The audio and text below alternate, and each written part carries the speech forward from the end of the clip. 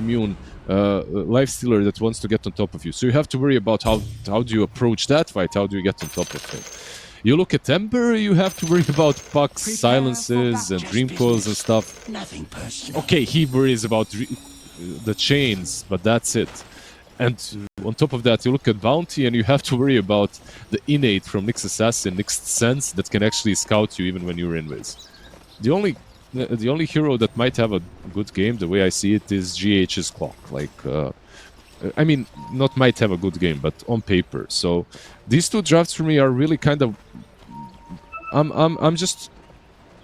just want to watch and see what Nigma does with this, because they do have a lot of AoE power. Like, they have some pretty sick circles that they can combine, and they can maybe outplay them with the rotations early on. And there's actually a very good point about this Nyx Assassin, something that most people don't even think about. The fact that his innate does reveal. You know, traditionally it used to be you could pick the bounty immediately into him, but all of a sudden this matchup is not as straightforward as it used to be. Have you also found that so many of the matchups that traditionally went one way or the other, since the introduction of innates and facets, just the power balance of how the institutional knowledge of Dota has given you in the past has somewhat changed? Yeah, there are some changes. There are some differences, for sure. I don't think there are too many, like, absolutely game-changing, but there are some. There are some, for sure. Like, the innates, the facets. They change the way some heroes are played, right? So, of course, they have different power spikes in the game as well, and maybe even different matchups. Like Lycan with Alpha Wolf Facet is just absolutely dominating every game. But if you take that other one, you're just absolutely doing nothing in the game most of the time. So, in example. Well, we'll see what's going to be happening in this game as we now are underway. Nigma Galaxy found nothing with their first initial smoke. 2-2 bounty rune trade. Top lane, the Hawk is taking so much damage. Actually, he might be dead here. God. Is he He's dead? actually literally Night dead. Stalker? Night Stalker? He's gone. Miracle runs him down with the level 1 rocket barrage. Very nicely done. I mean, you were talking about the somewhat weakness of this lane. Night Stalker, not a great laner. Nyx Assassin, not a great laner. Nigma Galaxy exploit that to the fullest for the first blood. Yeah, no matter how weak of a laner you are, you probably should not be just dying level 1 to a battery assault, you know. I think the problem is usually people expect expanded armature right now. So maybe he was caught off guard a little. Look at this, and once again. Yep. This time around, he's just gonna lose half. He's just gonna lose half HP. I mean, that's still not great, right? You die, you immediately come back, half HP. You're going to be forced to consume most of your tangos. It's not going to be that long before they force you to commit the salve as well. The positive is Nyx is getting a lot of solo experience. And another positive for them, or I should say the negative for Nigma, is Miracle didn't get too many creeps while he was chasing him. But he's recovering now. That certainly will present some problems as this game goes later with Miracle getting all of the CS. Mid lane, Sumail is also getting quite a bit of CS on his own, but the two of them should more or less draw even. I don't anticipate too much happening here prior level 6 in a rotation. Pento Got is... him though. Yeah, he's just playing with Omar because Omar was creep skipping. He got like 2 waves here. Did a really good job at denying a lot of creeps as well, but Pento also did a good job at preventing most creeps from being just instantly denied. So I know you play this hero quite a bit. What does a successful laning phase for support Bounty look like here? Oh my... Bounty is probably the hardest hero to answer that at the moment. He is really weird. Like, it all depends on what your laning partner is like and how strong you are. Like, me looking at this lane, like you're playing versus Lifestealer and Enchantress. You're successful if you just get noob some farm and levels. Like if you mess with the equilibrium and you start taking like some bounties, some runes, that's it. Like, you're not looking at killing these two heroes. At least you shouldn't be on paper. Basically, you're not looking at really dominating the lane. On level 3, like if you get level 2 Shuriken Toss, you can deal a lot of damage. But most of the time what you want is to pull, to get the lane back, and to make sure that noob gets a ton of experience. We'll See what Omar accomplishes on that Gondar hero. And he tries to get levels for himself. Finally hits level 2. As in the mid lane, Sumail still continuing his streak of winning many of these lanes. The streak was broken in the prior series. Unfortunately for him, even though he's up on the CS, you're playing against Puck, so you're still going to have to ferry in some raindrops to survive this lane. Radiant's courier has been killed. There we go, snatching some couriers, maybe going for some water runes as well. You know, that's the life of the bounty hunter. Top lane Miracle already with the Falcon Blade. Going for power treads next. Definitely having a good time for now, but they might go on him. He might be... Yeah, actually he's dead. He is dead. Not he might be dead. He's 100% dead. Are you sure? 100? Turning around there, they notice that he has a 1 charge, but he doesn't even need to pop the 1 charge itself. He had the Lotus delivered to him earlier on by GH, so he pops that. He's fine. Dude, I'm actually... my bad. For everyone in the chat, only level... for everyone in the chat, snares 100% equals to 0%. Just so you know. Every time. All the time. It works 50% of the time, every time. Exactly. My mistake was that I didn't see that the Hawk had level 2 in the Crypt, in the Hunter and the Knight, not level 2 Void, so they didn't have the damage for the kill. Yep. They are TPing the Enchantress in, and Panto has a Conqueror here as well with him. Look at that TP by the bounty. It's all the... He's got a Conqueror, he's got Blood Grenade. They're gonna start the fight. GH goes in first. Miracle follows up. They want 1J, and they are gonna find him. Homing missile. So before he could do anything, he misses with the Centaur Conqueror Stomp as well. And instead of having a gank happen onto the Gyrocopter, it instead is a double kill for Miracle. This is not on the cards, Liz. Killing spree in the first 5 minutes. Yeah, they absolutely dominated this top lane. I expected this lane to be very quiet. Mid lane, though. Let's talk about it for a second. Sumail getting gone on here. They're going to jump him. Laranov gets that kill. So despite dying to up 1J, will make very good use of his respawn there to secure the kill on the Ember. Yeah, and the Panto as well TP's mid to replenish that bottle on Puck. So even more resources for Laranov, who is about to hit 6. That's a slight advantage now for Chimera. As minute 6 rune also gets picked up by him, so just a consecutive chain of events that, you know, help out the Puck quite a lot. But yeah, top lane, the Hawk. I think he's dead. Okay, 100% dead, Liz. 100%. 100%. Come on, the Hawk. They're going for him underneath the tower, and they will get him. And if he lived there. One TP, and this Gyro needs to go back. Like, one TP. Laranov had it. He had Dream Coil as well, but he wasn't in position, afraid of being chained by Sumail.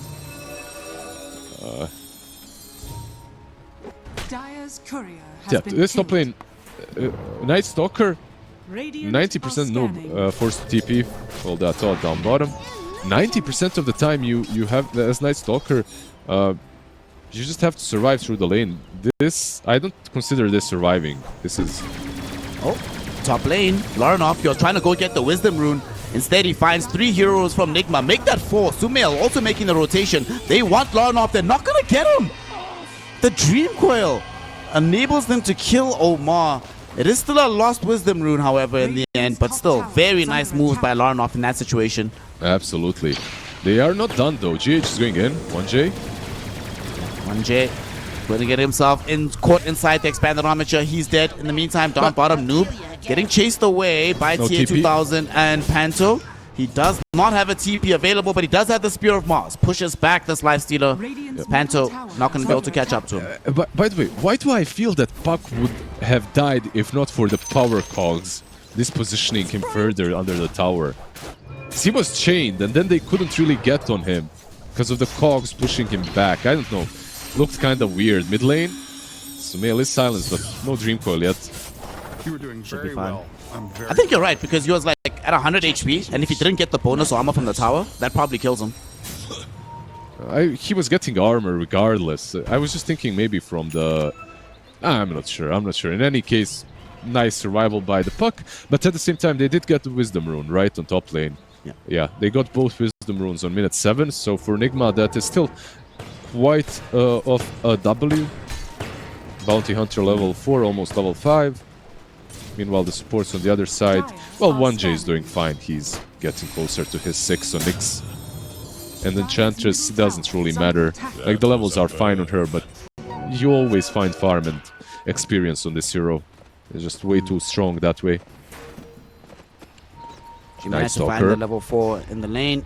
Night Stalker in the meantime, getting caught inside some cogs. The Hawk gonna get leapt on by the rest of Nigma Galaxy. Easy kill. The question is, can Nigma get out? Sumail managed to get the beautiful steering chain onto both supports. Laranov wants to chase forward, but with the haste shoot onto Sumail, probably recognizing that this fight is not gonna go their way. Just let him go. Yep. They just don't have an offlane right now. That's a big issue for CHIMERA.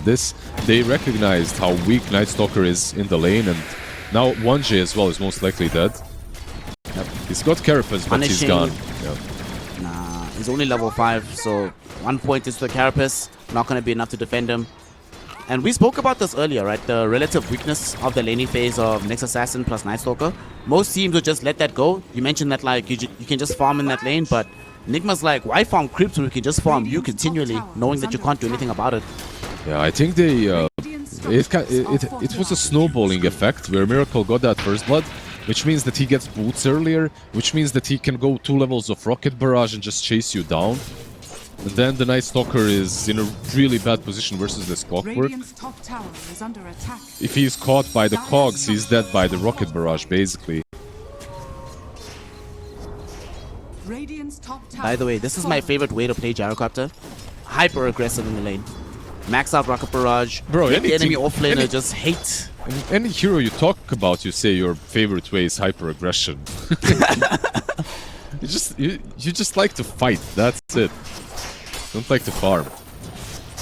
Man, you can farm heroes, bro. True. Absolutely true. 2k gold lead for Nigma Galaxy at the 10-minute mark. There are some positive things for CHIMERA. One of them being that the lifestealer is doing okay, and the other one is that all of this lead so far for CHIMERA is sitting on this Gyrocopter. So if you manage to kill him, you will recover a large portion of your game. But Nigma, they realize this too. That's why they're trying to open up the map. But here they come on CHIMERA to try and stop them. They get onto Noob.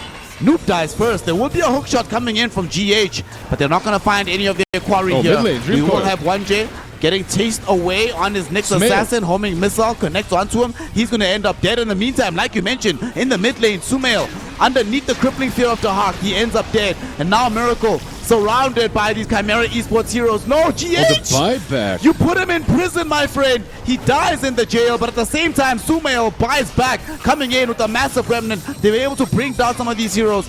GH ends up falling to TA2000 on the high ground. At the same time, though, Laranov caught in the steering chains at the same time as TA2000. The two of them end up falling. Sumail gets a double. Omar gets a triple. We have some tracks as well in that fight, Liz. 2 of them, in fact. And look at this. Nigma Galaxy, despite having to buy back on Sumail, walk away with 3,000 gold and a team wipe off the back of that fight. That buyback just saves absolutely everything.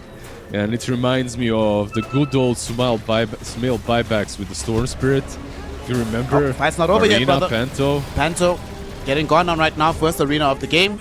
You know what's crazy about that fight?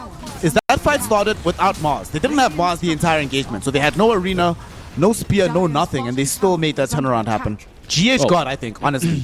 Well, Mars died, right, like immediately. But I feel like the way the fight started, even after Mars died, was really bad for them. Sumail got caught trying to kill Puck, but how he died is he got caught with a Dream Call under the tower. Plus the Night Stalker TP'd in. Hookshot. Easy kill onto Omar. The question is, will they get harder punished? Because Sumail goes in with the remnant, gets the steering chains out. TA2000 dodges with the rage, and they want GH, but there is an amplified damage rune available. They have to get out of here with the lifestealer. TA2000 will have some precious cargo. Laranov shows up, got the Dream Coil onto multiple heroes, but where is the follow-up? CHIMERA Esports just don't have the damage to go onto the high ground and punish this move from Nigma. I feel like these two teams have been playing in MESWA region for way too much. This is just brawl after brawl after brawl. And I know CHIMERA, they like to brawl, but that can't benefit them. You're playing into a bounty hunter. You have to be very careful about these fights. Like, you feed 1 for 2, 2 for 3. It's never Good for you. We're about to have another track kill, unfortunately, as 1J. He'll be the one to fall to this. Okay. Before you click the recap, that's 4 heroes, level 1 track. How much gold did they get? Let me see. Bounty Hunter. So allies 40 gold bonus. So they got like what, 200 gold, 160 on 4 heroes. Well, they're about to get more potentially as they want Panto here. Crippling Fear will zone Sumail back. They still have vision of this Enchantress, but Sumail not gonna jump him as of yet. Will allow him to go. Oh wait, the Hawk! Oh my god, the Hawk almost died. Also, Lizard, I want you to just think about something. Look where they're fighting, and there's only now do they get the tier 1 tower bottom. What the hell is happening? Yeah, they just played around mid. Top lane tower got taken and mid tower got taken, so they didn't really have to even go bottom. They're just going where the fight is. So the normal way of playing Dota just is not here. Omar mid lane. Pavis is on him though. Could be a decent kill, but he's difficult to grab. They will be able to find the Dream Coil onto him and GH. Unfortunately, with Sumail showing up, I don't think Laranov can pursue this kill. 1J. Will have to back himself trying. away. 1J going in, but they have the vision. A sentry is down, so not going to be able to get the grab. Yeah, they have a couple of nice sentries. And you know what's really cool about the way they play is they don't have to farm because they have bounty, right? Like they don't have to farm a lot. And versus Nyx Assassin, you kind of want to be together. But Bounty Hunter enables all of that because of the tracks. So you can stick together and you're not really losing gold. Kind of a cool theory behind it. Bounty almost has Orchid, by the way. In 200 gold, this puck will not be safe. Radiant are scanning. Also, by the way, for that trivia question, he was giving his team 800 gold from a solitary track kill on the lowest net worth hero in the game. Seems fair and balanced. Hook shot. Down bottom, flying forward. They want to reach towards Panto. They should be able to find this kill. On the bright side, Bounty's not here, so it's not a track kill, but still, Panto dead yet again in this game. Wait. What do you mean 800 gold? Not so much gold they got from that track kill. Yeah, no, like 800 total, like team gold. 800. Dire's top tower is under Yeah, but attack. he gave them. He gives the team 130 to himself Is under attack. and 40 times 4 to all the 4 players around, right? So from Bounty, I think he gives. How much is that? 130 plus 160. Do the math 290. meantime, Yeah. as Noob is getting himself killed top, but he survives long enough to turn the fight. As the arena down, they get the grab onto 1J. Next Can up they get is TA2000, who is tracked up. He's going to try his best, but he is dead for certain. Sumail on a killing spree. 2 track kills for another fight. Nigma Galaxy just really starting to run away with game 1. Absolutely. Am I wrong, by the way? Because the way Bounty works for me is I pick it and I go hunt couriers and I get some gold. By the way, I have so many games on Bounty and I'm not certain about what I'm saying. I do think that he gives like on top of, they got like 500 normal and on top of that they got 300. So I think, but in any case, it gave enough gold for this Orchid to be completed on Omar. Now you have a Blink on Mars, Orchid on Bounty.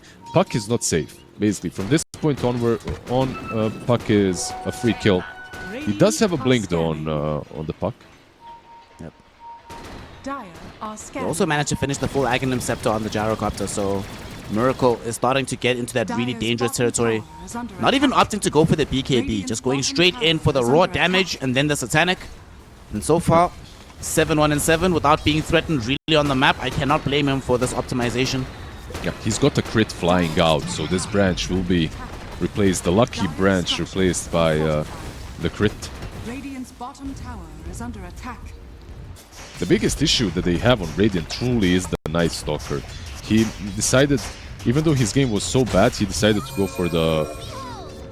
He decided to go for the Midas. Dire's So top now you tower has basically been have an down. offlaner with Face Boots, a Gauntlet of Strength, and the Midas.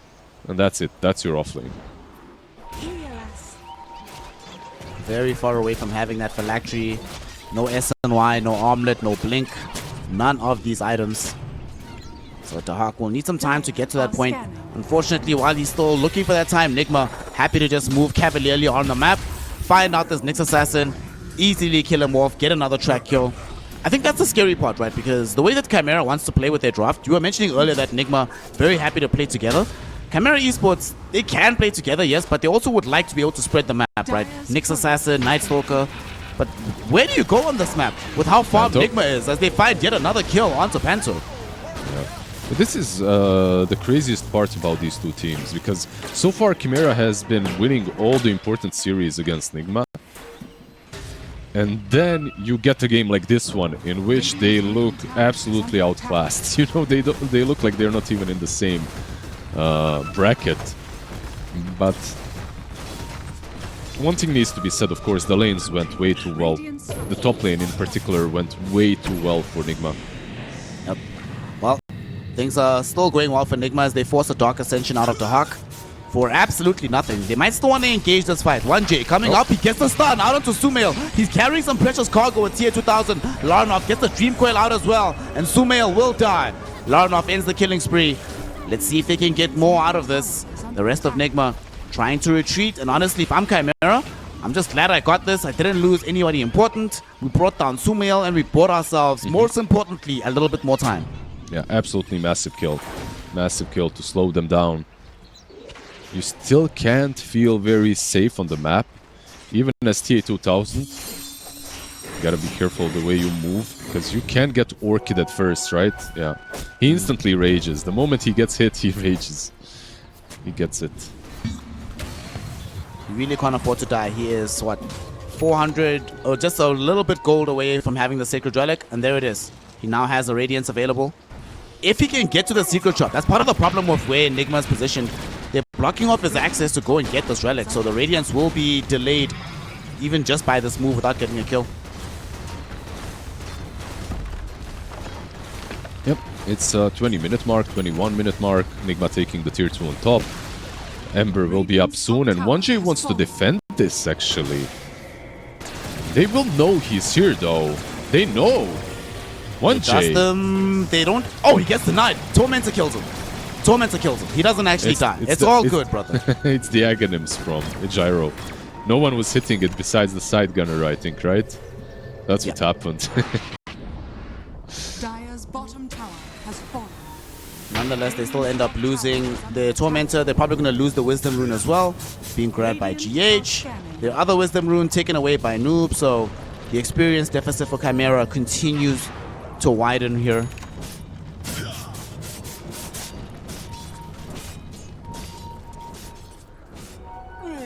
Larnov and the gang, they will smoke up. So 3 heroes smoke, Night Stalker, oh, this and could the be a kill. They see him, they know he's alone. Gyrocopter, they get on top of him. TA2000 pops out, they find Gyro, and they kill him. Killing spree ended, Larnov gets that kill.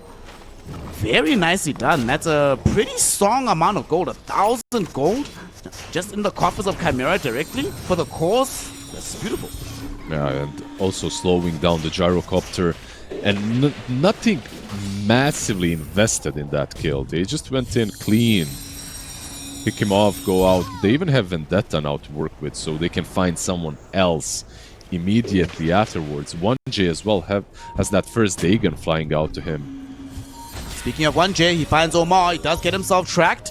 Nice didn't find the Impale. Thankfully for the Orchid for Omar, that's going to keep him alive. There's no Manta, no Yules, no way to cancel it by 1J. Yeah, very, very cool Orchid. Instant. Every time he gets gone on, track, Orchid, and that's it. Nyx can't do a lot afterwards. This should be a smoke though, right? From Nigma. I'm not sure how long they have to wait. They are 7k ahead. Yeah. I mean, they have BKB on Mars. Sumail just finished his SNY. Has a Mage Slayer as well. This is certainly a time to go and fight, but they're going to wait for the Aegis first. They're getting into the Roshan pit. It hasn't been completely caught by CHIMERA just yet. They have an idea. They're picking the area, but they're a little bit too late with this move. Yeah, they're going to miss it. No, they're sending the Centaur, so they might be here to fight after it's taken. If they wanted to, that is. They have Crimson completed on Night Stalker, so they are a bit tankier. And it looks like they will fight. Yep, that's the idea. Okay. Gonna go for this engagement. Lorinov carrying some precious cargo. The Hawk gonna be the first one in the fight. They get the Dark Ascension. Miracle. He does have an Aegis. They get the Spear of Mars onto TA2000. He doesn't find the Rage. Finally, it will come out, but he's getting interrupted by GH. Miracle standing his ground, throwing out the damage. It's not gonna be enough. He will end up losing his Aegis. They've also brought down the Gondar, and now they trigger the stuns out onto TA2000.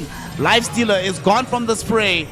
TA2000 can do nothing to help, and Lorinov, realizing he doesn't have enough damage to carry this fight by himself, gonna get forced away from the engagement. Miracle did end up losing his Aegis, but they still get 2 cores out of this fray, and they still end up with a team fight win for themselves as Nigma. Yep, it is a W. One massive difference is 1J as well. He's falling. But another massive difference maker, I was gonna say, is Bounty Hunter dying immediately, so not a lot of tracks, right? Like, they didn't get those kills, but they're still very satisfied with the way that went. And if you're CHIMERA, you took down Aegis, so next fight should be a bit easier for you. However, mobility is very important this game, and they didn't have any in the last couple of fights. Now they should have a 4-staff on the Bounty, maybe a 4-staff. Actually, Clock isn't buying one, so never mind. No 4-staffs on Clock. This Invis from Omar is pretty nice, the Friendly Shadow. Actually an underrated item. Underrated shard, that is. Well, depending in which bracket, but in general, you don't really see bounties buy it. It's a pretty good shard. Speaking of itemization, what do you make of TA2000 opting for Manta? As we just see 1J getting killed, getting tracked. You're gonna try it, buddy, but you're dead. Would you not prefer potentially BKB on the Lifestealer instead of Manta style for this game? I'm not sure. If you went for Unfeathered, maybe. With Manta, you get that nice way of dealing with Searing Chains, of dealing with Track, Orchid as well. It's cheap Orchid removal. But overall, I feel like this might be more down to meta right now as well. Not sure. Because yesterday he did the same thing into TA2000 and I was completely fine yesterday. Today I'm not as sold on the build.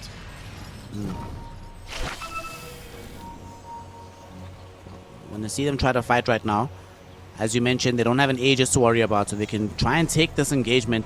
They did see Sumail walking around their ward, so they know where he's at. He doesn't have a BKB, doesn't have a Yules, but he does have fast-ass fingers, baby. Remnants away from the initiation of Lorinov and wastes all of CHIMERA's time.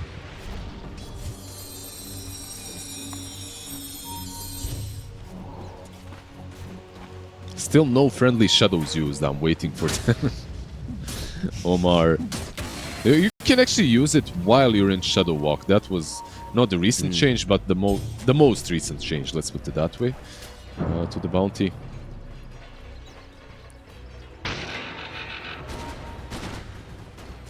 $12K gold lead for Nigma Galaxy, the 26-minute mark. They've gotten tier 1, tier 2 bottom, tier 1, tier 2 top, and tier 2 middle. It's all that's really remaining, and it's on its last legs. Don't think that CHIMERA are positioned to defend this right now. Miracle already on it, and look at this man, dude. BKB not even needed because he has Satanic, Daedalus, D-Lance, Aghanim Scepter, Falcon Blade, Specialist Array, and Power Trends. Good God, this guy is strong. See what Noob just did? He creep skip top. This is basically all they have to accomplish at the moment, and they will not be split pushed. Cut the mid wave, cut the top wave, and then you can find them much easier without worrying for your lanes being pushed in. Also, our boy GH has just been spamming the top lane of Rocket Place. Definitely Even force a helps. fortification out of him, actually. So, Lorinov might be able to grab this tier 2. The question is, does he get out? Omar and Sumail are in the vicinity, but managed to jaunt away just in time. And if he leaves right now, he'll be A-okay. Yeah, 1J needs to be very careful. There's a gem as well on Mars. That gem definitely poses a threat to the bug. Let's see, that's a Wisdom Rune, which will be stolen by 1J on the other side. So 1 for 1 this time around. DD on Ember Spirit, so 1J actually gets himself dusted though in this top lane. GH holds him inside the cogs, but 1J should be fine here. GH goes in with the jetpack, has hookshot at the ready as well. And 1J doing his best. GH runs out of the battery assaults. 1J heading to the north, but unfortunately the cogs come right back. He's being bounced in between these by the Spear of Mars of Noob, and he will end up dead. Nobody came to help because, like you said, it's just a bug, and nobody ever helps the bugs. What can you do? It's a cool play though from CHIMERA at the same time to instantly go top and take back the dire jungle. Miracle? Is he just gonna dive into the base looking for Panto? Homing missile chasing. There's the side gunner, and they have the damage. Nobody here to even respond. Miracle just does this and walks away like it's nothing. Yeah, he couldn't kill him if he attacked the Enchantress, but if he uses Flak Cannon and attacks the tower, then the untouchable does not matter, and he can actually kill her. Kind of a cool play. Radiant's middle tower is under attack.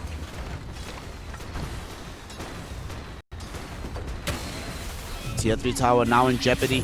Laranov jumps forward, does get silenced, but Manta's out immediately. Misses on the Spear of Mars from Noob. Still, nonetheless, with the hook shot, they go on to Laranov. Tier 2000 forced to pop out. They're looking towards Miracle. Miracle activates a Satanic. They have no way to stop the heal. God's Rebuke ends up killing off 1J. They lose the Hawk as well inside the arena. As Tier 2000 finishes his rage, his life is also taken away. Double kill for Miracle. He fell down to a 10th of his HP, but it does not matter. And with that fight, that grants him a full butterfly, a full set of racks middle, and potentially the path to a Game 1 victory. Yeah, of course, they will not call it just yet. Laranov is too big for that. He's got a Parasma Manta style, but it is a very difficult defense. However, they will be up after the second set of Raxes, so it should not be all three, at least. With these creeps being taken down, maybe not even full 2 set of Raxes, yeah. There's a full Hex, by the way, on Noob now, so Blink Hex on the Mars. And at the same time, Laranov is eyeing a Rapier. He's very far from it, of course, on the puck.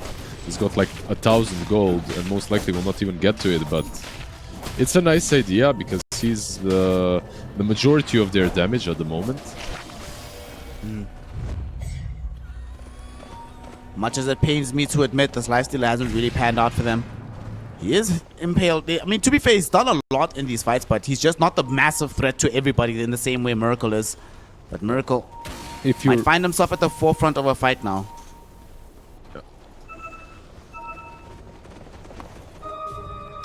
Puck is in. They see where this courier is going, so they have an idea of where Nigma is at. Scouted. But it's GH.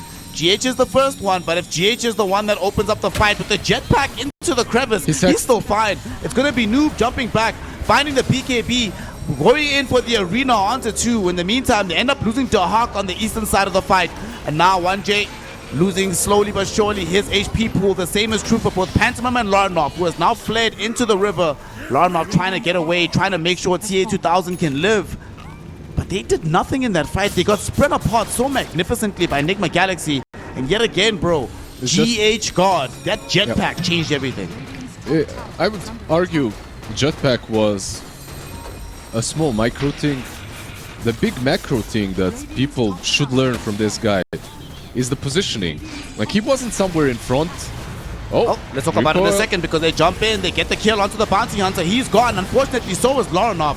TA 2000 using rage just to try and retreat from this fight as Pantomime will die to the Miracle right clicks. You might have Untouchable, but I have Side Gunner, baby. It's a double kill for Gyro. 2 hero steering chains coming in. Miracle trying to chase down TA 2000. The flak hits almost killed him in the fountain, but he will live. Oh, the Hex on Puck. He bought back. Hex, Puck. Oh, but he's fine. He's fine. Illusio back. The same is not true for TA 2000. He's been held to a tree. He's been killed off. He's been brought down, and the game is now over. GG, well played is called. CHIMERA Esports throw in the towel to grant Nigma Galaxy Game 1 victory here in the Grand Finals. Yeah, absolutely cool game from both of these two teams, but unfortunately, I would have to say very one-sided from the get-go. You get the first item, and then you go for Ags. Like, you don't just insta-rush it. Echo is alright. Oh wait, are you? Which spirit are you talking about? Venge or Void? Yeah, Void. Okay. On Void, yeah. On Venge, I think you might have to rush the axe. You go for like Null Talisman, Raid Band, and you go for axe afterwards. See how things unfold as game number 1 went the way of Nigma. Game 2 now underway. 1 minute until the horn will sound. We'll see if either of these teams want to try and make a big smoke play prior to that.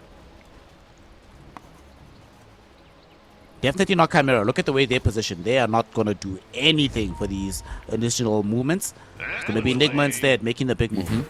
Well, it's daylight, right? Like because of the facet on Night Stalker, you start with day, and he's not really strong at the moment, so just hiding for now. They do smoke afterwards, however. Maybe they can actually catch them here. 3-hero smoke gank will get broken by Sumail and Omar. They'll just grab the Watcher. No action really happening between either of these two squads. I'm actually really surprised that CHIMERA decided to smoke after that. I felt like they were just positioned to take the bounties and sort the lanes normally. Yeah. Maybe the reasoning for that smoke is just to get themselves in a better position.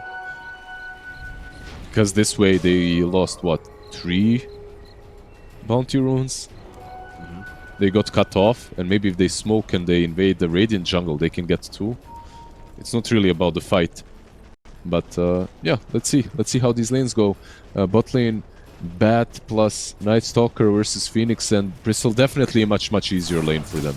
This isn't a kill lane like Phoenix and Bristle. This is a not necessarily a lane that you can really force something in. It's also not a lane that should be dying.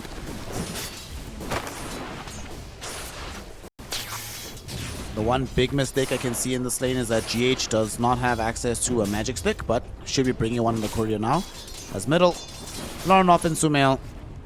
Another lane they have played against each other. Yet again, it's Spirits. So yet again, let's prepare ourselves to be very bored unless somebody messes up massively. Yeah, fun mid lane, just on a micro level.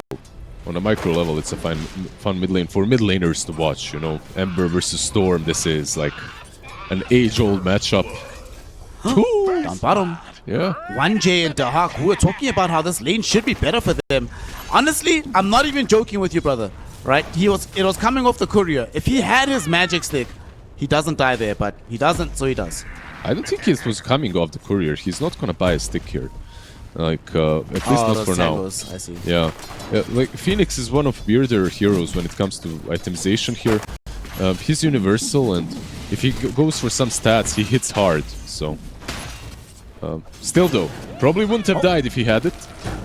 1J. 1J falling very low, but he's going to be the one that ends up dead. Dahak will proc his own magic stick to stay alive, but nonetheless, 1J also really overextended. He had a full magic one, but stayed way too close to the bristleback for far too long. Yeah, keep in mind that for the first blood, Phoenix died while having Fairy Fire. So there was even a chance the Dying Light miss happens, he uses Fairy Fire, he gets a kill with Blood Grenade, but yeah, it didn't. It's always these small little margins that decide on this level of gameplay. Well, thankfully for Dahak, 1J is ensuring that this lane is going far better than in game 1. Night Stalker actually able to farm mid lane. Sumail starting to fall behind as the melee hero into the Storm Spirit. Not too atypical, but has quite a few creeps under the tower. Should be able to get most of the CS and recover his positioning here.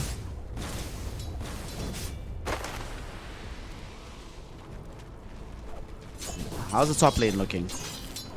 Top we have a TA2000 Void Spirit in tandem with a Pugner right behind him. Top of the CS charts right now. Is this how you envision this lane panning out? On Void Spirit? Yeah. Yeah, pretty much. There is definitely some kill potential from level 3 on Omar and Noob. Like, they shouldn't, let's just say they shouldn't be struggling as well to find last hits, and if you look at the CS, Venge is really close. Like, Radiant structures are they're fortified. basically, all lanes are more or less even. Like, there is nothing crazy happening here so far. Everyone is farming, literally everyone on the map. Oh, mid lane? Okay, it's fine.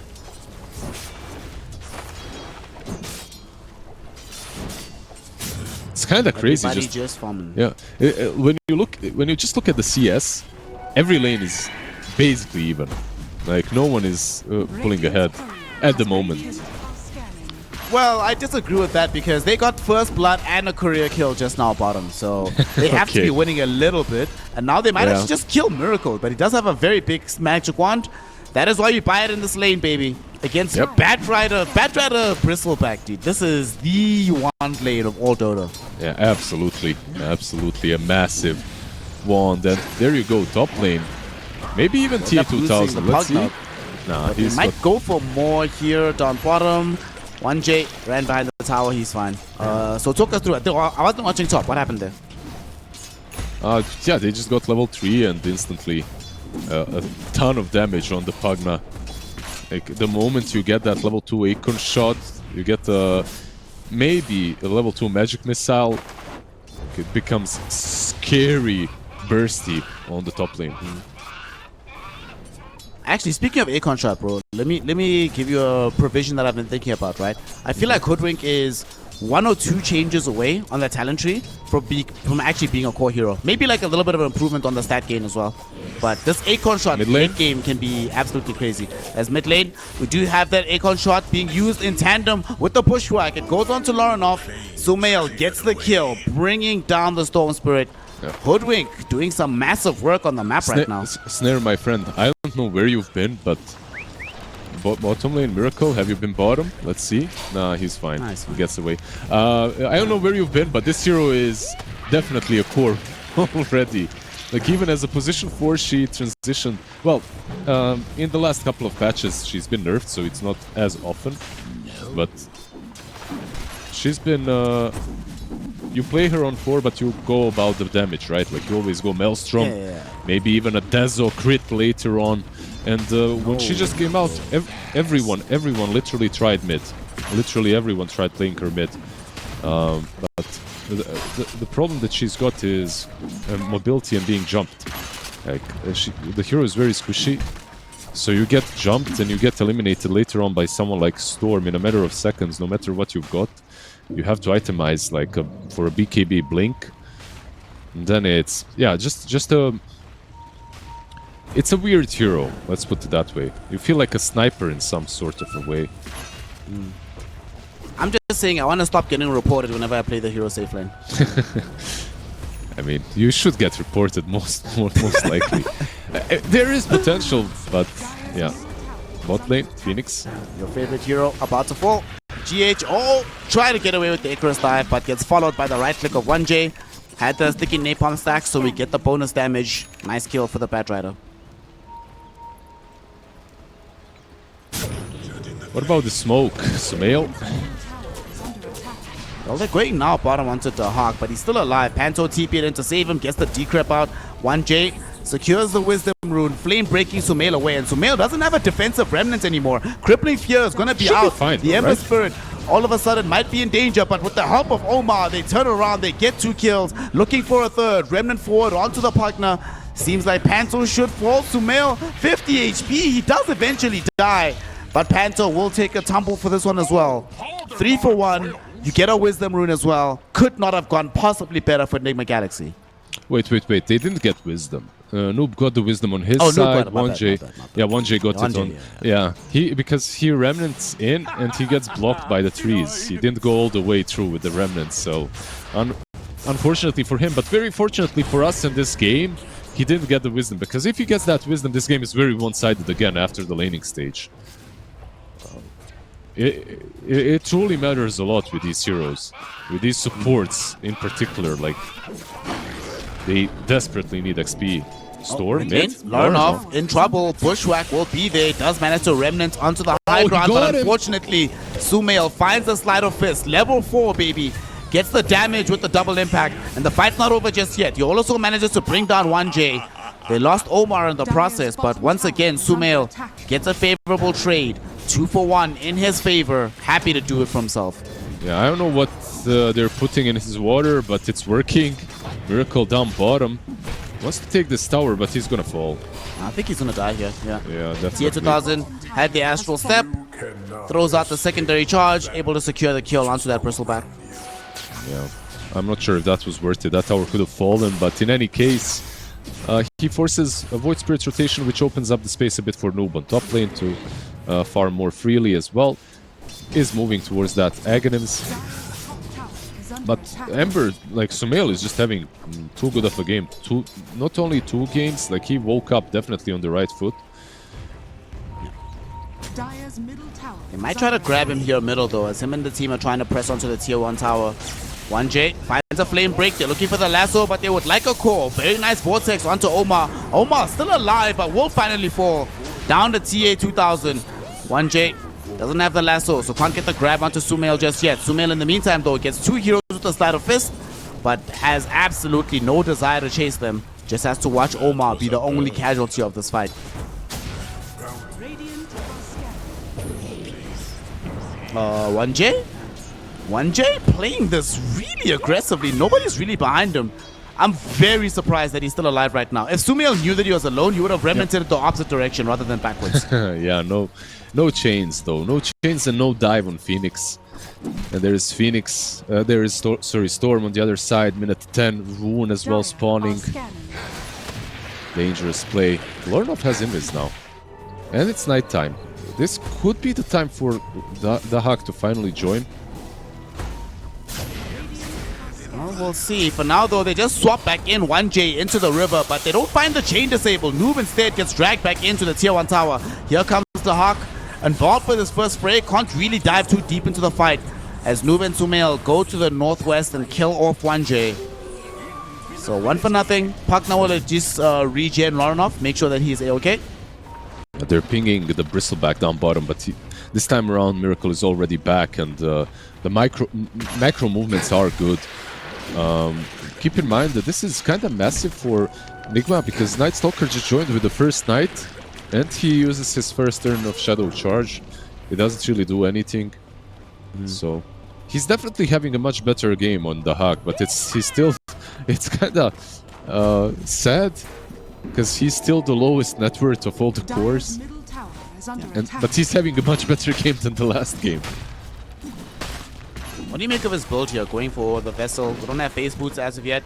So what is it? Is it Vessel Blink? Is it Vessel BKB? What's the plan? He can go whatever afterwards. I'd like some Blink to get in the back, but BKB is also very good. Just get the Vessel for some bonus damage for this Bristle as well, right? He's eventually gonna go Axe Bloodstone, so definitely a necessary item. And his supports aren't necessarily the supports that like buying it. That makes sense to me. Top lane gonna get pressured by Sumail. Like you mentioned earlier, this guy is just doing everything. He's also everywhere. Here he's been bottom getting kills, been top getting kills. Might be top getting some more kills because of defensive fighters coming in from CHIMERA. They zip in with Laranov. Bushwhack caught them in their tracks, but it's not going to be enough. They've already lost one on Noob. Next to fall will be Omar. Sumail does have a remnant somewhere on the map, but they might still catch him. Dahak can't get there with the crippling fear because the Searing Chains came first. So Sumail should be A-okay.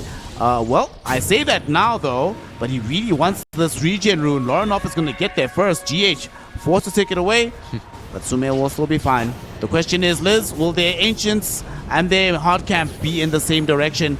Sumail really wants it, but TA 2000 takes the most of it. Yeah, Panto actually stole quite a lot with Nether Blast with that last hit as well. I love that Noob not only killed himself, but killed Omar as well with a swap on the top fight. 1J. Oh, we still have a little bit of a fight here in the river. Omar gonna get himself lasso with the first one of the game. Will come out from CHIMERA Esports. They might still want more here, but I feel like they should just be happy with getting the lasso, getting the kill, but primarily protecting the tier 1 tower in this mid lane. Now this is really not clean from Nigma in the last couple of minutes. Like they fought top without Phoenix, even though he had egg.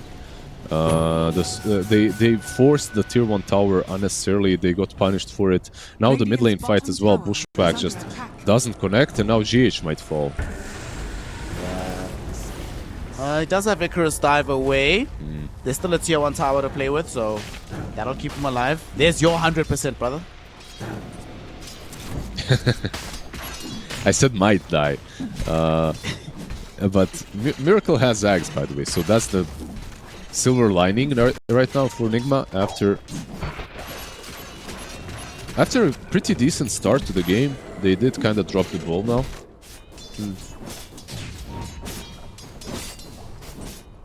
They might jump Miracle or Sumail in the mid lane. Loranov looking for the angle. There's a remnant on this rune spot.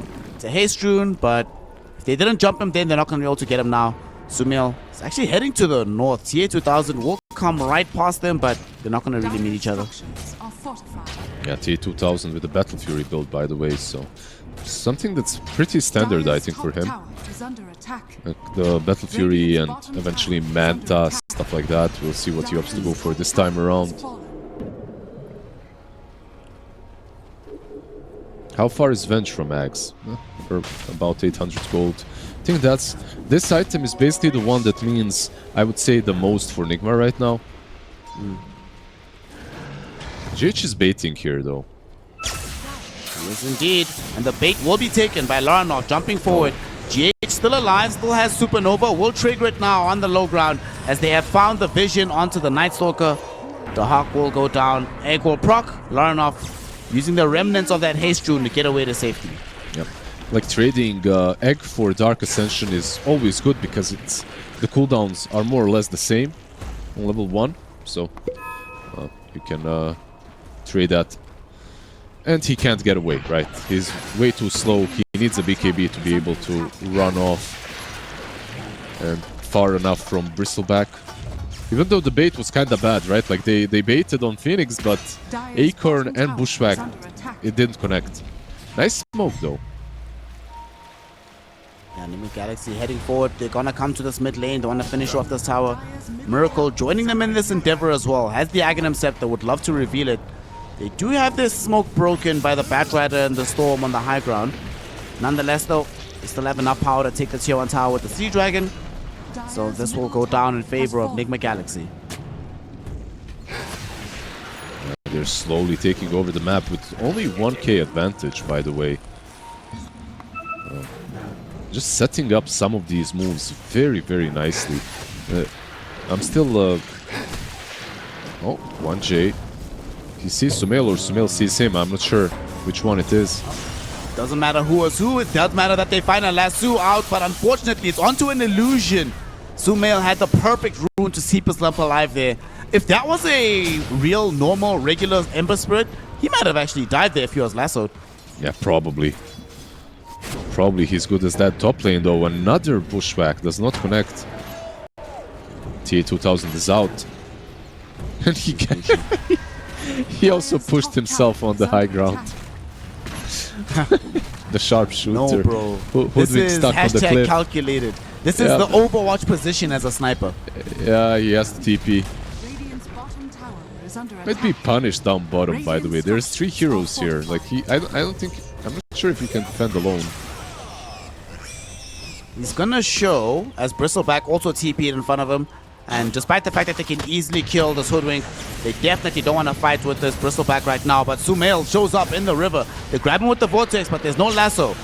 So he knows that he's completely safe here. And the Hawk was forced to trigger Dark Ascension in a retreating manner. They find the swap. Noob came out of nowhere. Searing Chains out onto this Pugna as well. Panto trying to life drain for all he's worth, but it's not going to be good enough. Sumail with the killing spree brings down this Pugna. And Nigma end up defending the tier 1 tower and still getting 2 kills on top of that because Sumail's not done. He gets the double for himself. Yeah, this is basically where the lineup is absolutely activated on Nigma. That's the Aghanims on Venge. This one item just completely changes the way they play the game. TA2000 might try to kill the Venge. Here. They want to try kill Venge though. Him and Loranov should have enough damage. Yeah, and they're thinking about cleaning up the illusion. But Sumail now showing up, making them think a lot better of that. In fact, the illusion swaps back TA2000. Sumail still has several seconds before he has Searing Chains, so no way to catch up to TA2000 just yet. The stun was there. There's the Astral Remnant. Dissimulate, not back online just yet. He's getting drained into. They're chasing him to the ends of the earth, Liz. And the ends of the earth are not far enough away. They catch him, they kill him. Dissimilate, only level 1, so the cooldown is exceptionally long. Yeah, even though they lose the bench, the Aghanims makes this happen. I wasn't sure which one they were gonna go on, the Void Spirit or the Storm Spirit, but in the end they get, I would argue, even a bigger target. Keep in mind, this is all happening because Night Stalker right now, it's daytime, he doesn't have Dark Ascension. Nothing really that he can do. Omar needs to,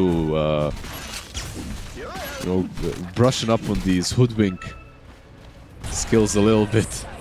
But so far, the sharpshooter every single time has connected. Bushwhack, here and there, you know, it's been iffy. But at the same time, it is a bit hard because you're playing into Bat, and he just cuts down all the trees with Firefly. They just all burn down. So some Bushwhacks that would connect don't connect into him. Dire Scan connected onto these Nigma heroes bottom, enabling Larnov and Dahak to just back themselves away.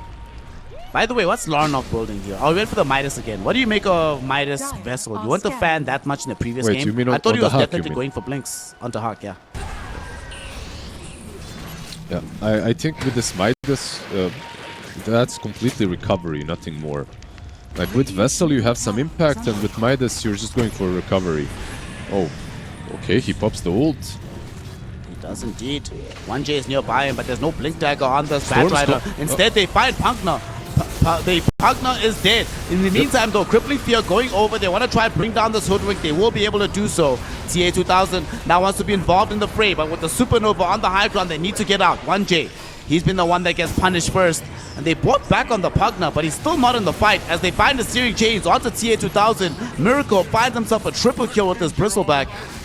The sad part about all this, Liz, is that the fight is not even over because they find this Night Stalker, they kill him. It's an ultra for Bristle. Pugna brought back, couldn't even get into the fight because he had no TP. And Chimera, honestly, looking like they might just be done and dusted. At least they get some heroes from the Tormentor. GH and Noob die for that one, but unfortunately, Liz, they still got the Aghanim shot for the Phoenix, one of the best ones in the game. Yeah, they're very happy with what, I mean, you can never be that happy for dying that way, but it's still fine. They got the loot. The Dark Ascension was popped, and basically the fight was forced afterwards. And Nigma was very well prepared. Sorry, by the way, for baiting you into thinking Storm was caught at the beginning. It was Pugna. I also didn't see it properly. But yeah, because of that Dark Ascension, they forced the fight, but Nigma, they're just like, okay, come at us, we're waiting. And then the egg just completely ruins Night Stalker. They can't fight into it regardless.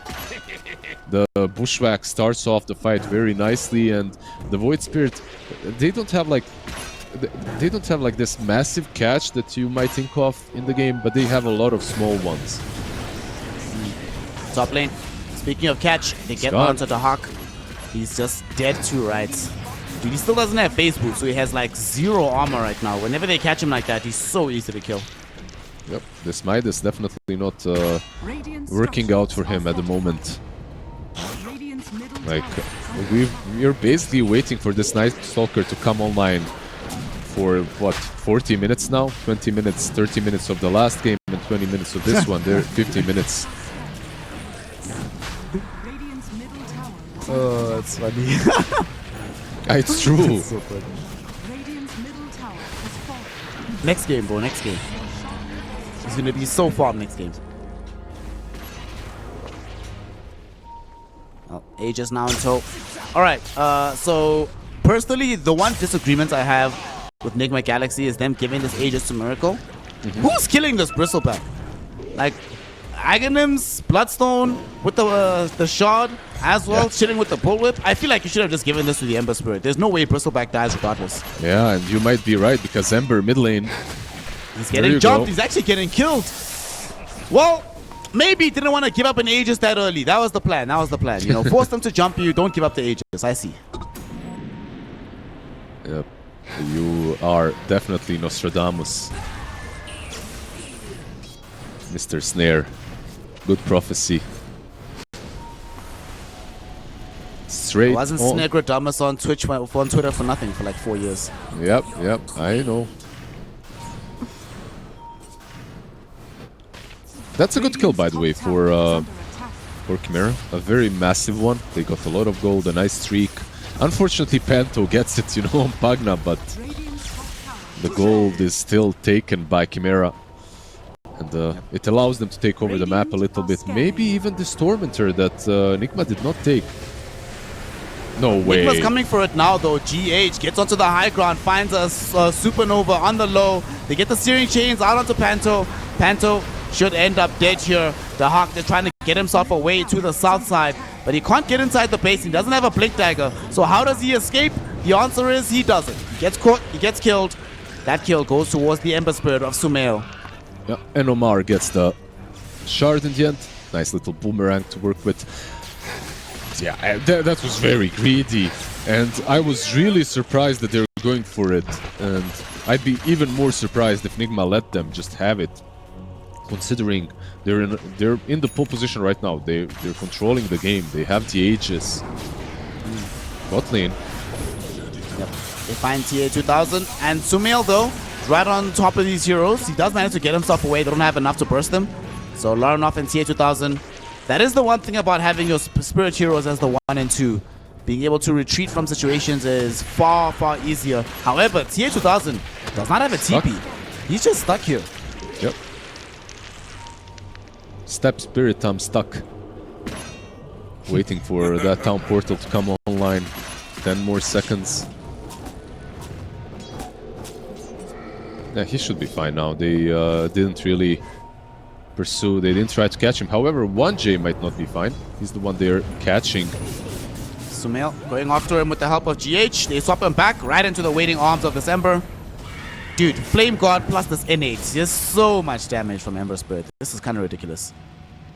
Yeah, there's a lot of ridiculous damages coming out from these heroes. The level 4 magic missile as well has been doing some serious work by the Vengeful. Before even having shard of that, the shard, if it gets available, even more dangerous. Wait, quick question. So Phoenix Supernova, right? There's nothing that overwhelms the daytime it costs, right? Yep. Dire's bottom tower has fallen.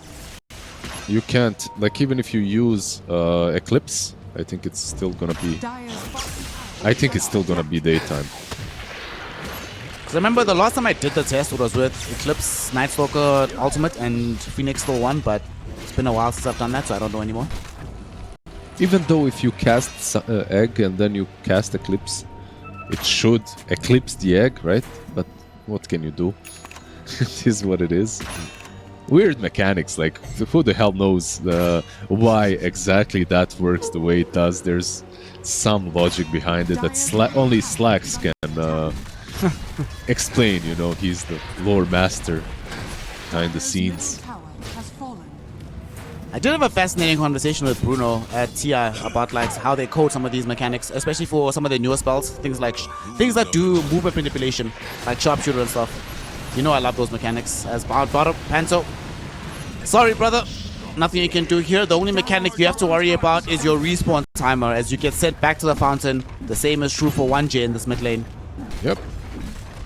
CHIMERA, I guess they're still waiting for their Night Stalker to come online, but Nigma, they're not waiting for anything. They will lose their Aegis in 10 seconds. So maybe an opportunity to take a fight. Look at Sumail down bottom. He wants to catch the bigger target. Unfortunately, there's too many creeps. Couldn't get the easy steering chains. Still putting pressure onto TA2000, but this Void Spirit. The main thing I think that Sumail is trying to accomplish is keeping him away from the base. And Miracle is exploiting the space by taking the range racks and now beginning to beat into the melee racks down bottom. Yeah, and they do have a creep wave from the mid lane, so they don't have to go back. They can just continue pushing. This Venge, well, let's see. Actually, they will fall back. They don't have Ember here. There's also minute 28 Wisdom Rune that they can pick up. Also, I feel like if you're in a position where you're taking a lane of racks at 28 minutes, probably don't need to push the envelope too much. Things are going fine. Yeah, there are some items that have come out on Dire. CHIMERA, Laranov, he does have a BKB now, ready and available, together with the Veil.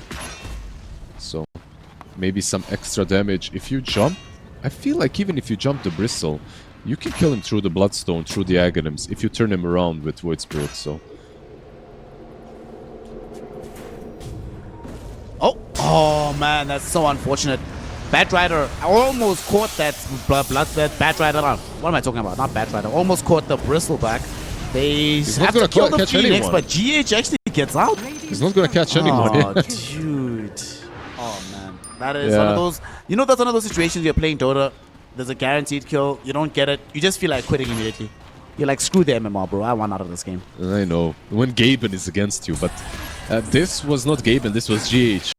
Solar Crest, Glimmer Cape, way tankier than you think he is.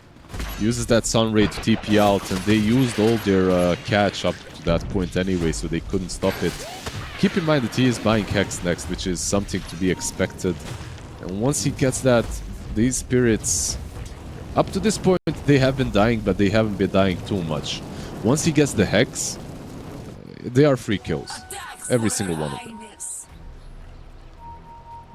Well, not all, it won't always stay that way. Laranov trying to get himself into a Shivas, but for me, the big item that might have ramifications for this game is the Silver Edge on the Void Spirit. They've been struggling with turning the Bristle back around, but now they actually have damage to just kill him heads up. Unfortunately, you're still playing without an offlaner. The Hawk, Vessel, Midas, nothing else. He was queuing Lotus Orb, but he's changed his mind. I think someone in the team is telling him, bro, we might actually need you to buy a Blink Dagger. But sadly, he's getting gone on right now. Well, if he had Blink Dagger, he probably would have been alive, but he does not, so he's dead. Yeah. They also catch Storm with the swap, but no stun. Mid lane. Oh, look at this. Yep. Tier 2000 walking right next to a Sentry Ward.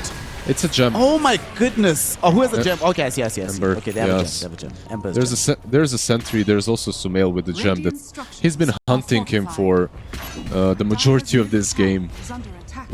Ever since he bought the Shadow Blade, Sumail has been on him, but yep, this is the first successful kill. Tier 3 tower gone. Rax about to follow. And what do you do here? Like, how do you take this fight on a realistic basis? Like, what's the angle of initiation you need to look for as CHIMERA? I really think you still have to try and blow up this Bristle. No, I mean, never mind. He's got BKB. You can't even do that. Realistically, then, I think supports are probably the first option for you. Venge has 2 lives. Bristle is almost unkillable. Ember is maybe a kill. Gonna try on the Venge first, but they back off immediately. Crippling kills out. Bushwhack onto the Storm. Laranov doesn't get off any kind of BKB since he's already used it. And as he dies, they lose 1J on the backline. Panto falls as well. Double buybacks forced out of these 2 supports as the Supernova goes down. TA2000 trying to pierce the backlines. Unfortunately, gets stunned out. Doesn't have a BKB. He's losing so much HP so quickly. And he will end up dead. So will 1J. Die back on the Batrider. Pantomime about to die back as well.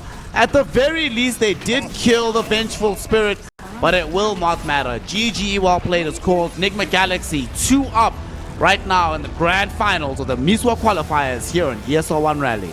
Yeah, I'm not sure what happened in previous qualifiers, but this and Dragonite also shouldn't be zoned at all. Like Dragonite plus Phoenix should be absolutely fine in the lane as well. So the way I see it is the lanes, besides mid, where I'm not unsure, there's a lot of chaos possible on the mid lane. I feel like the other lanes are, if they end up being kinda even, you should have known better. That's where I'm heading to. I find that CHIMERA might have an advantage of just like auto-playing this game, you know? If you put some autopilot on, I'd rather be on the Radiant side. Well, we'll see if CHIMERA Esports have that open AI script loaded up to allow them to play the lanes to maximum efficiency. Gabe and GPT, brother. That's what we need. Gabe PT, yeah. That's what the GPT stands for, actually. The G is for Gaben. G is for Gaben, yeah. As we smoke up right now from Nigma. Looking like we're gonna go on a bit of an adventure to the south side of the map. Nobody really in front of them. Tier 2000 gonna play very safely, positioned by a Tier 2 tower, so we'll see if they plant down some wards here. GH does have vision ready to go. He has planted this particular ward right here, right in front of his face, quite a lot throughout this tournament, but will opt against it doing so today. Begins. Oh, there he is. Never mind, he does. Same place.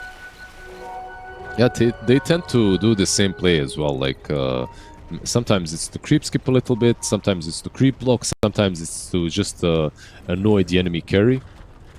But very often it happens that they move as 3 into the lane. So here we go. Game 3. Tournament point for Nigma Galaxy. They can come away with a strong start to this game. They could be walking into ESL One Raleigh. Mid lane, Lauren off on his Timber. You were calling for this hero for quite some time. Talk to me about what this lane matchup should look like between himself and the Earthshaker. I mean, you can witness it right here. I feel like it's a lot of chaos from Whirling Death, right? Because you are playing into a Shaker, you're taking away his damage with it as well. But then again, if you get hit by Enchant Totem and Aftershock, there's still potential on both sides. It's just a very volatile mid, let's put it that way. Down bottom, we have Magnus and the Hoodwink into the Phoenix and the Dragon Knight. As discussed, this should just be mostly a farm lane, especially between these two beefy strength cores. But Phoenix, I think the one that really is in trouble is this Phoenix. Like, doesn't have Icarus Dive just yet on level 1. Once he gets to level 2, a lot safer, but level 1, if he doesn't play properly, could really put himself in an awkward situation. Yep. Usually it is exactly like die. this. Exactly like this. Shockwave going forward, they skewer him forward. Noob just got to level 2, though? but thankfully, so did TA2000. Dragon Tail comes out, they save the life of the Phoenix. Yeah. Dire's bottom tower is under attack. It isn't an easy hero to kill, but you have most opportunities show up themselves, at least on level 1, right? Like you said.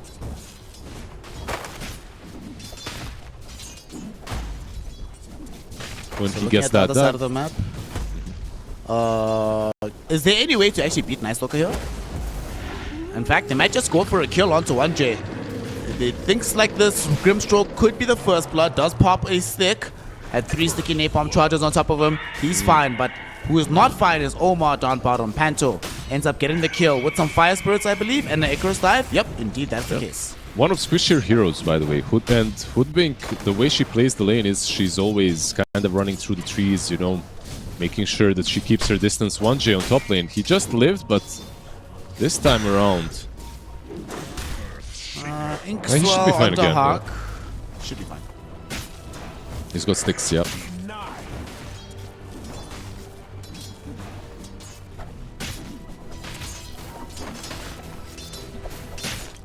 Bro, is Magnus supposed to be getting doubled up right now in the mid lane? Magnus? Ugh, not mid lane, bottom lane, excuse me. Like, is he supposed to be getting this pressured this heavily by the DK? I mean, the lane is being pushed in. There's 2 ranged, there's like 5 creeps being pushed into him, so if he gets those 5, it's gonna be 18 to 5, so you know, it's not that terrible, but it isn't easy for him to last it into Phoenix. That's probably what you're seeing here. Fire Spirit's definitely playing a part, being very annoying. Just keeping it loose. A lot of that wave was unfortunately not allowed to be accessible to Noob. So, but he's still playing safe under the tier 1 tower.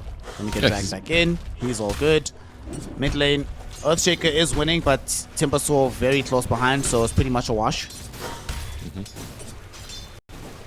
Yeah, I expected some more chaos from the mid lane, but it is what it is. Hoodwink will be stacking for that Magnus that you just mentioned. Top lane as well, so far, has been kinda even, but they might go on the Lycan. Yeah, 1J there with the Inkswell. Can they kill the Hawk before it triggers? No, they cannot. It triggers GH out. though. GH is actually falling low, being chased down by these summoned wolves. Do they have enough damage? Phantom's Embrace, one more right click, and they do. 1J getting a kill, happy to put his legs on the table to celebrate that small victory. By the way, the Hawk went for pack leader as well. So he's doing that fast. He's not going for Alpha Wolf too. Okay, I think we need to talk to one of these players, dude. I think our Yep. read on the Lycan hero might be wrong right now. Absolutely, yeah, I agree.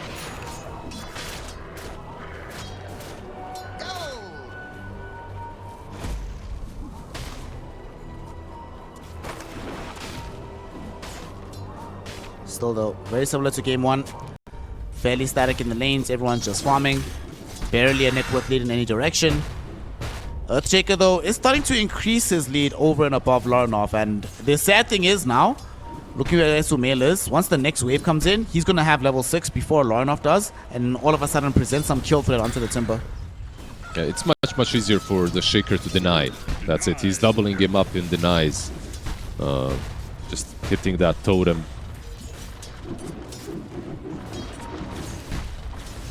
And Larinov needs to be careful. Should be aware that this level 6 is coming, though. This is instant kill potential by Sumail. He might... Okay. With Grimstroke being here, he can't do anything. Grimstroke ready to give him the Ink Swell if you wanted to dive in, but... mostly just wanted to make sure that this Timber Sword doesn't die. Unfortunately, that is time spent away from the lane for the Grim. Time spent not necessarily stacking. He will go stack now, though. Make sure that they have these camps ready for the Dragon Knight to farm and the Timber Sword, right? They have some pretty good stack clearing from the Radiant lineup. Yeah, you know who else? Echo is a very good way to clean some stacks. He's going there. He's on the way. Larinov is already down to like a very low portion of HP. Sumail, unfortunately, because he's playing mid-Earth Spirit or Earthshaker, does not have a point into the fissure. And just has to watch the hard cap get taken. It's like he was waiting for Larinov to maybe go uphill. Shaker still wants it. Like Sumail wants to pull the Ancients and then catch him. Maybe he's just gonna dive them here. I don't know if you can do that without having the fissure. If they had fissure, definitely. But without fissure, I don't know if you can make this move. Yeah, no fissure. Oh. No fissure and no level 6 on Night Stalker. I think that's a big difference maker as well. No ulti to use. Well, to be fair to Sumail, although he spent a lot of time in this north side of the map, so has Larinov.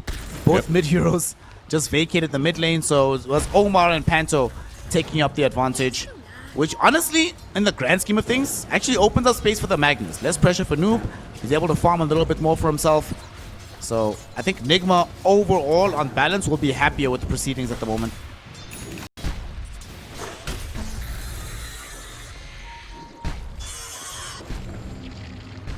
Oh. Larinov still wants to be able to try and get these creeps. They see GH, but no real way to kill him. They want to just focus on getting the Ancients for themselves. Yeah, they have this fine art to work with. Night Stalker, top lane, Lycan. He does have the level 6 now. They're going on to Dahak.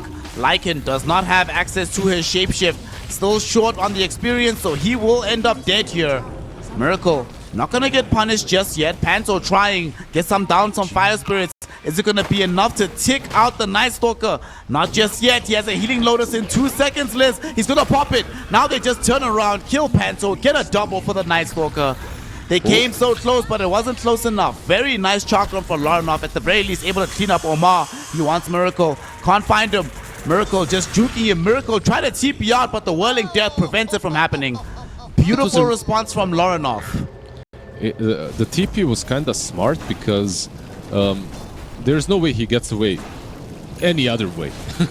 And if Timber doesn't see him, maybe he starts running down south and the TP is possible. But the problem are the wolves. The wolves are on you. They give vision. He didn't see them, they're invis. So yeah, the TP was easily cancelled. Okay, CHIMERA Esports, baby. You know what's, now that all of this is happening, look where the Magnus is at. Magnus is playing in his triangle while the DK free farming the lane. Now number 2 on the net worth charts. Going for Omelette, so what we're thinking. Omelette, SNY, Blink, BKB, Satanic, Daedalus, the classic build. Yeah, I wouldn't mind some Armlet Mask into BKB as well. I think that kind of works wonders as well. A lot of regen that you can utilize together with the lifesteal. SNY as well versus Magnus is really nice, like you mentioned. Let's see what he opts to go for. The rest of CHIMERA, though, they're going north. They want to kill Batrider. Larinov leading in onto the Bat. GH, nothing you can do about this one. Will end up dead. Was silenced, killed off by this Chakram. I will say, this Twisted Chakram is one of my favorite ones to watch on the map. Yeah. By the way, Dominator on Lycan as well. So this opens up an instant Night Stalker shard. He's gonna go for that one. That build will be the... Sometimes you don't really care about the Night Stalker, you still go for Dominator, but sometimes it feels really bad, depending on the state of the game. Oh, he missed TH2000 is the... dead. He's underneath an observer ward. They missed the bushwhack. It won't matter. The RP was also not connected into, and I say it doesn't matter, but there's a supernova. They need to destroy it. They get Panto's life, but TH2000 gets to live. And now with more reinforcements, they might Miracle look for here. more of a fight. Miracle showing up out of nowhere. Crippling Fear down onto this Dragon Knight. Bushwhack this time around will connect in tandem with the blood grenade. Do they have the damage is the question, and the answer is yes. Miracle finds him. And crucially, Liz, they don't lose anybody. I am so surprised. Laranov tried his best. The supports fell so low, but neither of them took over. The fight's not over just yet, though. And maybe I spoke too soon. Twisted Chakram gets thrown onto Omar, and he ends up dead, making this, in turn, a 2-for-1 affair. Yeah, Lycan never TP'd. He had a TP, he had Shapeshift, he didn't want to join. He just continued farming top, so... Main reason why it happened. Also, the egg was a really good idea by Pento, but it wasn't executed very nicely. Because he wanted to egg on the cliff, and he egged right next to the cliff. So they just go on the egg and kill it with melee heroes. Pento. With this observer ward that they had on this high ground, they're able to find Panto yet again. And he should end up dead. They even commit the echo for this. That being said, Laranov now here for the cleanup. Sharpshooter was deployed onto TA2000. He gets very low, but doesn't take over just yet. TA2000 armlet toggling, wanting to chase down Miracle, but it is nighttime. So Miracle will be A-okay. In fact, Miracle turning onto TA2000. There's an RP from Noob. They find him. He was in the middle of an armlet toggle, so he dies extremely easily. In the meantime, here in the river, Laranov trying to hold on Omar. Bushwhack was there to try and keep himself alive a simple while longer, but sadly, that will go all into the drain as they kill him. Again. And the fight's not over. Why is everyone skirmishing? Phoenix, Pantomim, he just came back. Bro, can the Phoenix catch a break? 3 back-to-back deaths from our boy here. Miracle, they want revenge with the Chakram. Timber chain forward, misses from Laranov, but with the next Chakram, they should be able to find him. GH coming in behind, hoping to try and buy some space for Miracle, but he can't do it. Timber chain forward, Miracle is gone. GH forced to flee. Yeah, Timber is just absolutely dominating. Yeah, they're constantly skirmishing. They're kind of losing, but not really that much from Chimera. And keep in mind that while this is happening, Lycan, this guy has been forgotten. And he forgot that he has a team as well. He's not joining. Continuously farming. He's got Helm of Dominator now and almost a full Overlord. 700, 600 gold away now from it. He took top tier 1. While they were fighting, he went mid, he took mid tier 1. Everyone is like, you know, he's just drinking his tea like a gentleman chilling. This sort of reminds me of Hellraisers when they were playing with the Hawk Visage, where sometimes I felt like he's playing a different game than the rest of his team. I mean, they'd win because of his playstyle, but it does certainly take some getting used to. Yeah, absolutely. And so far, I think it's been good for them. Meanwhile, one player that has not necessarily suffered, but Sumail has been a part of every single thing in this game, and he has 0 kills. Like, he's just been involved everywhere and only has 2 assists, which is kind of weird. Which also means that he didn't really farm way too much.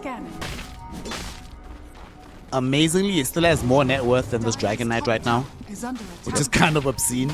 Like, just Sumail things, man. What can you do? Yeah, will Miracle just purchase a shard immediately on the 15-minute mark, or will he go for a blink? That's what I want to see here.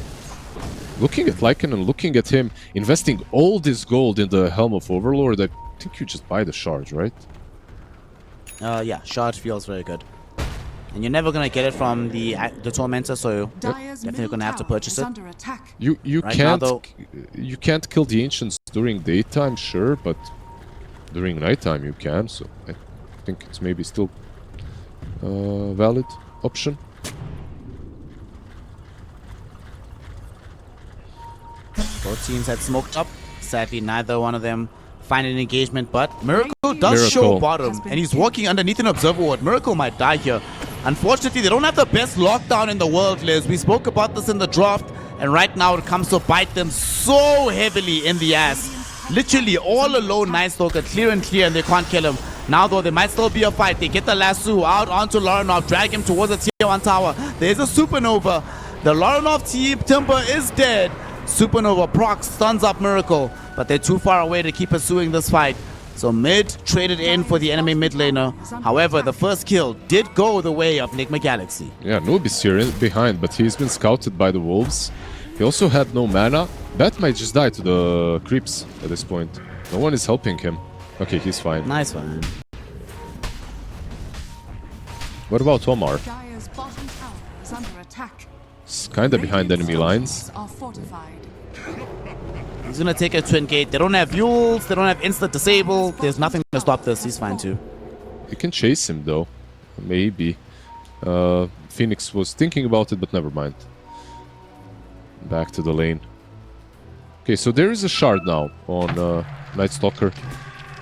Kind of free Midas for him as well.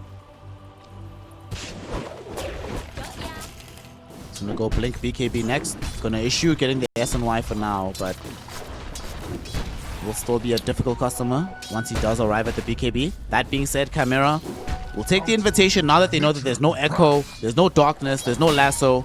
Time to go into the Roshan pit, deploy the strength of this Lycan to try and get the first Aegis of the game. Yeah, there is an RP that they've got, right? Like the Magnus has it. I don't think we've seen a single RP this game, have we? We saw the one on the Twin Gate when they RP'd in the DK as you're trying to flee away. Yeah. Exactly, there was one. I'd like to see at least another one.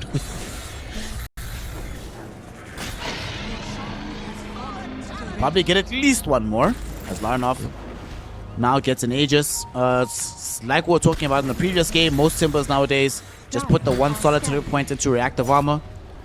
With Aegis, reactive armor, Kaya, Aghanim Scepter not far behind. My man is hard to kill. Yep.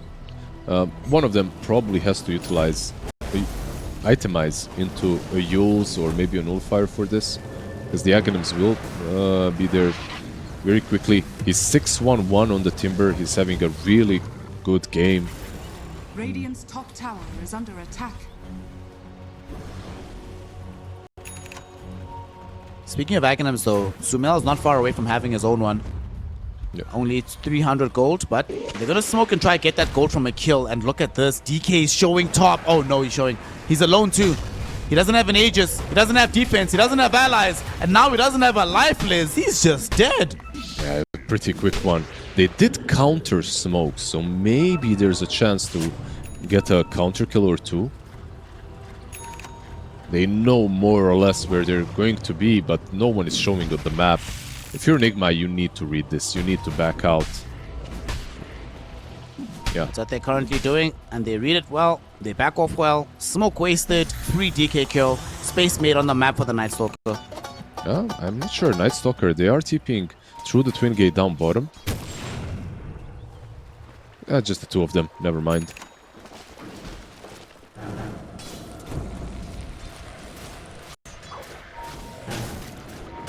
Well. Those are the kind of kills. Now we finish the full Aghanim Scepter on Sumail. This Batrider has the full Blink Dagger available as well. Oh, on they're GH using shit. And bottom. The form and they're the actually gonna go for it. Shapeshift, Supernova. They want Miracle really bad, but he just TP's out in front of them. Honestly, that's worse. That's the worst possible outcome. That just feels embarrassing, honestly. That's actually very embarrassing. I absolutely agree. Sumail, he does have Aghanim, so should be caught here, right? I think. Yeah. Omar, Fish though. out onto the Timbersaw. Make sure. Oh, Laranov actually dives into the fray. Able to bring down Omar.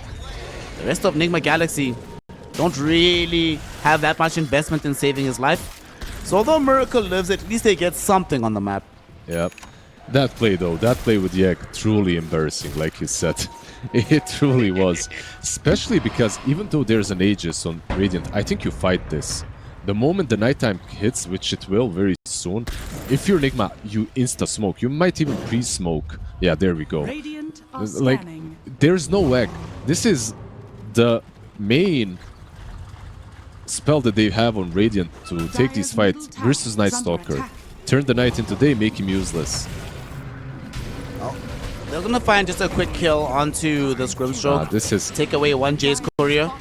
That's not enough. They need more, and they will chase for more for sure. There's also Tormentor. I think they're gonna fight this Tormentor. Maybe not. Well, Tommy is getting taken away way too quickly, and they actually smoked and headed towards the west, the east, and they came across Laranov. Silence. Is it going to be there from Miracle? Crippling Fear is out. There's no way out of this one, and Laranov will end up losing life number 1. TA. Sumail and the gang could try to engage for the second ripe. Yule Scepter onto these Earthshaker. They prevent the Echo Slam, but it will not matter. They still have enough. TA 2000 in the back. Was waiting with this lasso, and now TA 2000 he tried to re-engage. He gets caught out. Sumail doesn't commit the Echo onto him. Only one target. Doesn't want to do it. Miracle, in the meantime, chasing in onto the back lines. He's able to kill off Panto, yes, but he does lose his life to the tier 2 tower. And now Soulbind onto Sumail as well as Noob. Can they get the hell out of here in time? Sumail doing his best with the Aghanim Scepter, now finally able to blink away. They still end up losing the life of Noob, however, as he gets chased down by Dahak with the shapeshift.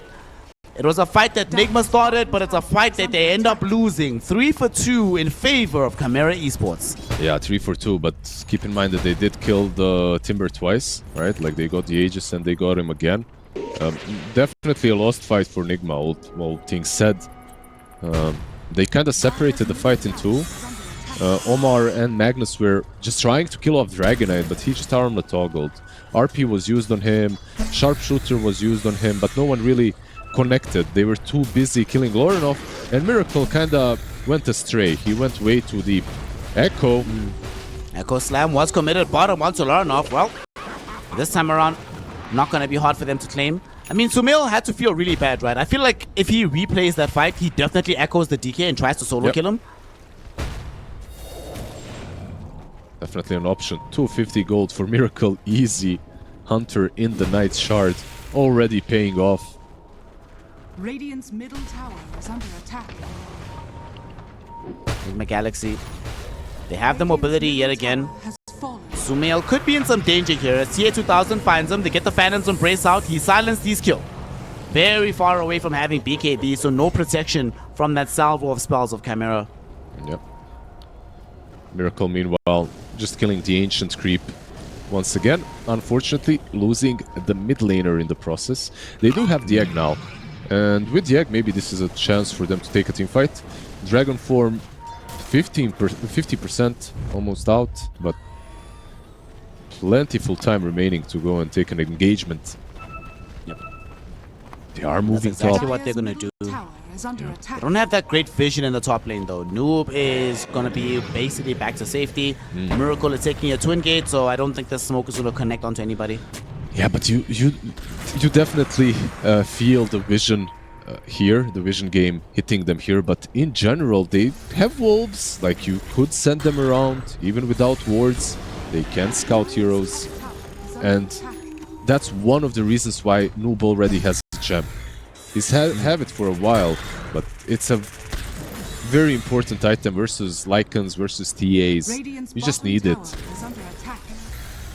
Radiant are scanning. So, BKB on Miracle, do you think that's a go time for Nigma as well? Dire's structures are fortified. Let's see, what does Sumail have? Sumail, I really want this BKB on Sumail. But they might be forced into going because they're already having their towers pressured right now. Tier 2 being taken. Radiant's middle tower Lycan just happy to throw in his wolves. When the Weave plays out, they just breathe fire, hit it a little bit again. And Nigma, they actually might smoke here on the secret shop, but they're just heading straight up. No smoke, no nothing. Yeah. Raw rotation. It's nighttime. They know exactly where they are. They still have a minute of nighttime to work with. They're not gonna fight at daytime, I'll tell you that, so. Hunter in the night. Shapeshift. Miracle has BKB, has the access to the Hunter in the night. He closes down the Phoenix, wants to stop the Supernova, and he will succeed. No Panto available at the beginning of the fight. Sumail, he's almost dead. Phantom's Embrace, they allow him to actually get the kill. RP from Noob onto 3 heroes. They get the cliff on the high ground. The Hawk can no longer move around, but this might not be a good thing. This DK is still laying out the right-click damage. They eventually manage to kill off the Hawk, but Miracle and Omar have to flee from this fight right now. Laranov wasn't really addressed whatsoever in that engagement list. He was allowed to just sit there, throwing out chakrams, throwing out whirling deaths, but crucially creating a distraction to allow TA2000 to beat these heroes down. Despite the fact that they lose that fight as CHIMERA, I feel like if you got backlined like that and you still get out with your 2 big cores, you're sad, but you're not devastated about this fight. Yep. They can't really go on Timber. They don't have a Nullifier, they don't have a Yules, they don't have a Dispel for his Aghanims, Reactive Armor, so there's one way to go on him, and that's by committing everything, echoing him, and using Crippling Fear, right? So he can't even use anything, he doesn't have a BKB. However, that's really difficult while Phoenix is alive, so I completely understand the way they moved on the backlines. You need to, killing off these 2 supports. Unfortunately, Sumail also didn't have BKB like you mentioned earlier, and he dies way too quickly, so they don't have that massive team fighting control maker. Well, that will not be true for the next engagement. They just got a GH shard. I mean, the Sticky Napalm upgrade is pretty decent on the non-dispel, on the non-disarm rather, on the lasso, but the real item that's coming is Sumail's BKB that we just spoke about. Only 300 gold away, and then imagine if he has BKB in that fight and doesn't die at the beginning. Honestly, CHIMERA get wiped. That's a quick rush. They can't contest this. Aegis on the Timber. Radiant's middle tower is under attack. Do you agree with it on the Timber, or would you prefer it on the DK? Radiant I mean, it's okay on Timber. On DK, you have your form to work with. You're gonna have the BKB anyway. Kinda similar. Who gets jumped, you know? One or the other. GH? Speaking of jumps, CA2000 jumps GH. I thought that was supposed to go the other way around. Isn't Batrider the initiating hero, not the one being initiated upon? Bat versus Dragon. I know who I'm betting on.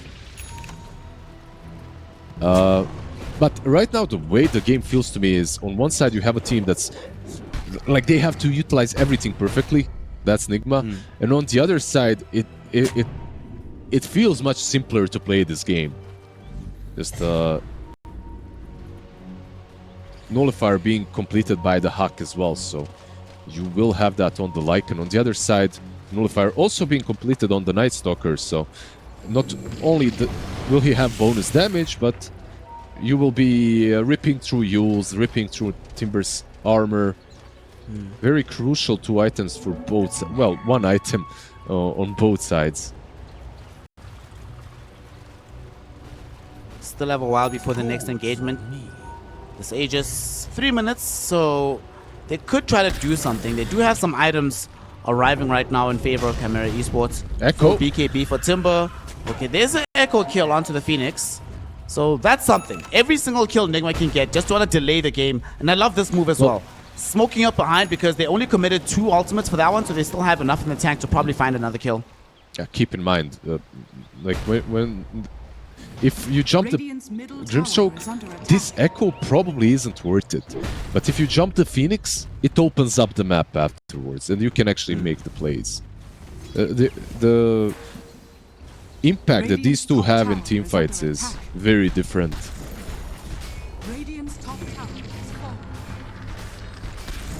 Dark Ascension is ready. Yep. Where is Miracle right now? He does have a Blink Dagger with BKB. Laranov also has a BKB though, so very unpalatable target to dive on.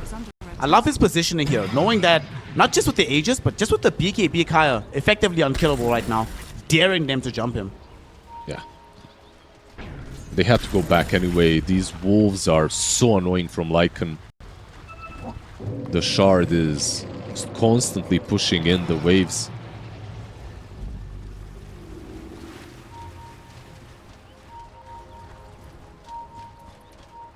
Doesn't seem like they're going to find anything with the smoke, unfortunately.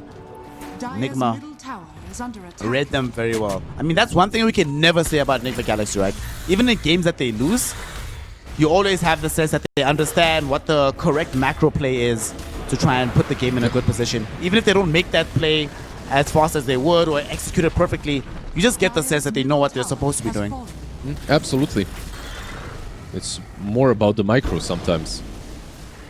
Which is also funny to say because they have individually incredibly talented players. Let's see. Nighttime is up. Dire are scanning. Phoenix has a ghost now as well, but... Oh, RP? They just catch the DK. DK doesn't have the Aegis. They're going to bring him down 100-0. He's gone. No Dragon Knight available for this fight. The Supernova not going to protect him either. Doesn't even stun anybody from Nigma. And now the chase is on. Miracle looking onto the high ground. Doesn't have a BKB any longer, but they still do get the Acorn shot onto Panto. The Nullifier to cancel the Yule Scepter. And he just ends up dead. A double kill for Miracle. That was such a massive engagement. Initiation was so on point. Just throw everything into the Dragon Knight.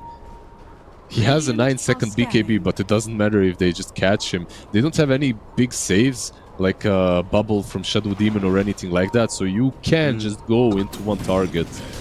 Miracle is Speaking of going, Miracle is going again. The target this time around is the Grimstroke. There will be a Ghost Scepter, keep himself alive. Now with Soulbind, not latching onto anybody else. Miracle is all good. There was no Nullifier this time around to help him get rid of that Ghost. Which is kinda interesting that they went for Ghost Scepter both on Phoenix and on Grimstroke, considering Nullifier is purchased so early on by Miracle.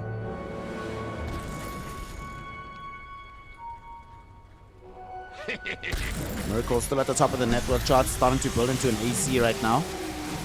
We do see a Tormentor being concluded by Chimera Esports. Get the shot for Laranov, so you get yourself access to the Bot flamethrower. lane, TA2000? Oh, no, this cannot happen. TA2000 is in danger. BKB will be there, and like you said, he moved him away from the creep wave and Sumail, so that Echo Slam doesn't deal the maximum damage in that situation. He didn't have Echo, it was on cooldown anyway.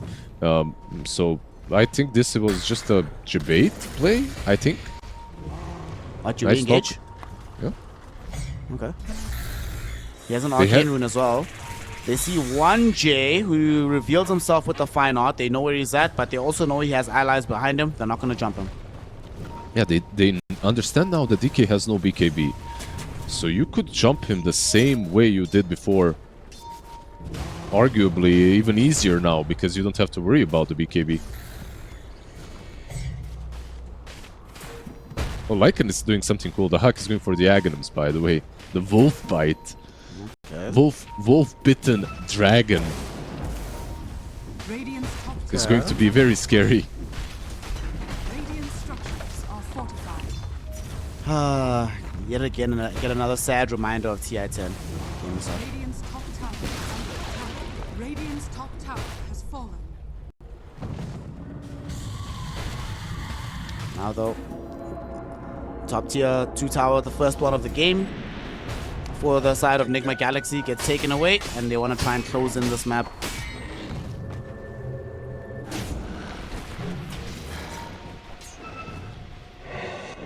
How do they fight this on the side of Chimera at the moment? It's 50-50 win probability, down perfect, experience, slight gold in favor of Nigma, but if you're Chimera, what's your initiation look like for the upcoming fight? I really think it's not that difficult as long as they can create chaos in these fights. And they have heroes that can create chaos. It's just that they're a little bit too shy to start things off on their own. They always get gone on. And if first target gets blown up, then it's really hard to fight. But if this Timber creates chaos, just goes in with BKB, suddenly Lycan can run in with Shapeshift. Dragon has freer time as well. So I think they just need to create chaos versus these big ultis, which is usually how you play, right? Like you bait one out, maybe you hit them with some wolves, scouting things. Here's our boy Miracle, just picked up an AC, building in towards having that overwhelming blink now to combo with the rest of his kit, make him as tanky as possible. Bro, just think about these HP pools on Dire side. Magnus 2.3k, okay, it's not so bad. Earthshaker 3.7, Nightstalker 3.7 with armlet toggle, 3.2 without it. Oh my god. Yeah, there's an Aghanims, by the way, now on GH as well. So he's got Psychic Headband for that extra range, together with the Aghanims. Can catch 2 targets with the lasso. Question, actually, you play Bad Rider, right? Mm-hmm. If you have Psychic Headband and I lasso you and I headband you, does it break the lasso? I play Bat, I'm not a nerd though. I'm kidding. I don't think I've ever tried lassoing and then Psychic Headbanging someone away from me, but it should not break it. Most of the time, if you're using these forces and stuff on lasso, nothing happens. Target is just still lasso, then that's it. It gets wasted. Nigma Galaxy is smoked up now. Hoping to try and find a pick here in the bottom There side of we the go. map, and they're gonna go onto Larnov. There's the RP. Oh my god. He's gone. Isn't that supposed to be a tanky hero? 3.6k HP. Supposed to take longer than that. What the hell? And Lasso. now they find the lasso back onto the Hawk. He doesn't have a BKB to escape away from this. He does still manage to run away. Sumail doesn't have Echo Slam anymore, and they force a BKB out of Miracle with the buyback on Larnov. Supernova triggers all the way towards the west, but nowhere near the heroes. Miracle now skirting the edge of the fight. He's been found with the Soulbind. He's been caught very far away from his team, and he will end up dead. I can see the idea, like he's thinking maybe my team re-engages and then I can strike from behind. At the same time, kinda unnecessary, I would say. Maybe he had an angle to run away from, and because of this death, even though they did commit a buyback, they're gonna get a free rush. There's no Night Stalker, no big ultis, this is instantly free rush for them. So, yeah, they definitely won this engagement in the end. Unless GH can make a miracle happen here, he goes in. Never mind. Dude, did he just die to splash damage? If he has Daedalus on Dragonite. Oh my god. Well, Aegis now in tow. A cheese for the Phoenix as well. A refresher shard being carried around by Larnov. And of course the Roshan's banner in tow for Pantomime. For Nigma Galaxy, this could be the death knell for them. As they lose not just the Roshan, tier 2 tower gone in the bottom lane. Might even lose the Tormentor, but even if not, they're going to take some pressure onto the tier 3 tower. Backlines though, they decide that the more important thing is the Tormentor. Get the Tormi. We pick up a free shot. It goes the way of this Dragon Knight, so now we have a Fireball available for the next fight. Yeah, pushing high ground into these heroes is still dangerous. Into most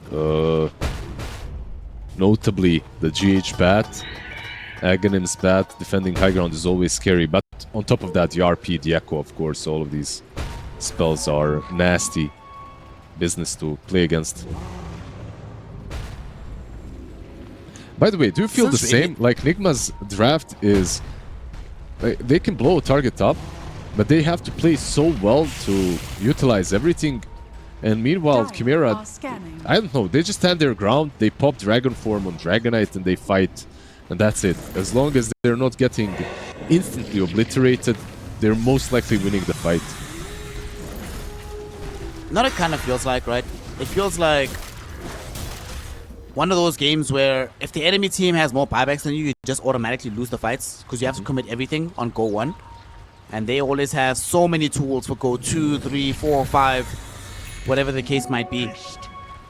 I'm fully with you. Like, you mentioned it perfectly earlier, where like the execution of these spells from Nigma, no mistakes allowed. For CHIMERA, you can make a lot of mistakes but still win the engagement, provided you don't just like die without buyback and you can re-engage the fight. Absolutely, they do have that Wolf Bite now as well to work with for some extra damage on DK. He's going to have a full Satanic as well, and level 25 very soon. I will say what's very interesting to me is that this game still hangs on a balance, because looking at Nigma's the heroes that they have, as hard as it is for them to reliably kill heroes 100 to 0, they can still do it, right? You still have breaks, you still have ways to reposition. eventually... Oh, wait, never mind. Not eventually. Click on Batrider, dude. He already has Aghanim Scepter for GH. Yeah, he does indeed. Snare. Miracle. Nice one. Nice one. I think even you mentioned the Sagonists, by the way, like 5 minutes ago. Not bad. Not only did I, Sumail manages to get away. But this Agonist is massive on him. I absolutely agree. A pretty cool utility to have, the double lasso, right? Yep. More Double control. lasso these targets right next to the Earthshaker. He echoes them both. Both of them should be brought so low that they're basically dead. And if by some miracle they're still alive, you have Noob and Miracle to help finish them off. But these heroes will be needed back at the base because CHIMERA Esports forcing them home by just poking at the tower. And look at this. Alpha Wolves got a Sea Dragon wave. But, oh, never mind. That wave is basically gone. Only really the Sea Dragons left right now. They're putting Lorinov up front. But Two Lasso- heroes! They got them both with the lasso. There's the RP follow-up. They both die. There is a supernova. Can they destroy it in time? Of course they can. Larinov held off from retreating by the TP. fissure. Forced to BKB TP out. The rest of his team might not be so lucky. 1J has a BK. What the fuck? 1J has a BKB? Yep. Both supports. Phoenix went for BKB, 1J went for BKB. They did it because of Miracle. There's no surviving any other way versus this Night Stalker. And just as you were talking about the Bat and the Lasso, there you go. The high ground defense versus Bat is very... I mean, the high ground push versus Bat is very difficult, and he just demonstrated why. Keep in mind, Timber has no buyback. So if they catch him here, needs to be very careful. Yep. Shaker though. Sumail is coming. Sumail does get a fissure out onto Larinov. There's the nullifier. They jump him. He doesn't have BKB list. They're going on top of him. Though. There's the refresher shot. He will reactivate his BKB. But now they've been able to force out the refresher shot and force out the cancelled TP onto the Phoenix. They have everyone here. No RP. They have Echo though. They have Lasso though. Radiant's middle tower is under attack. They just need a little bit of vision. Dark Ascension triggered. However, CHIMERA Esports have very wisely gone all the way to the western side. That's a... Wait, remind me again, which side is Starboard? Starboard is left, right? On the ship? I don't know. I really don't know. I wish I did, but I'm not the cap. I am a captain actually. I have a license to operate a 12-meter boat. Dude, which is... You need to stop with this polymath shit, man. You do too many things, dog. Look. I got it. Basically, I just showed up and I got it. That's it. It's very corrupt here. It's very simple. Guy was like, is the water wet? I'm like, yes, it is. He's like, nice, fast. Here you go, license. Thank you, sir. Well, somebody in chat who has better maritime knowledge than both of us, please remind us which side is starboard and which side is port.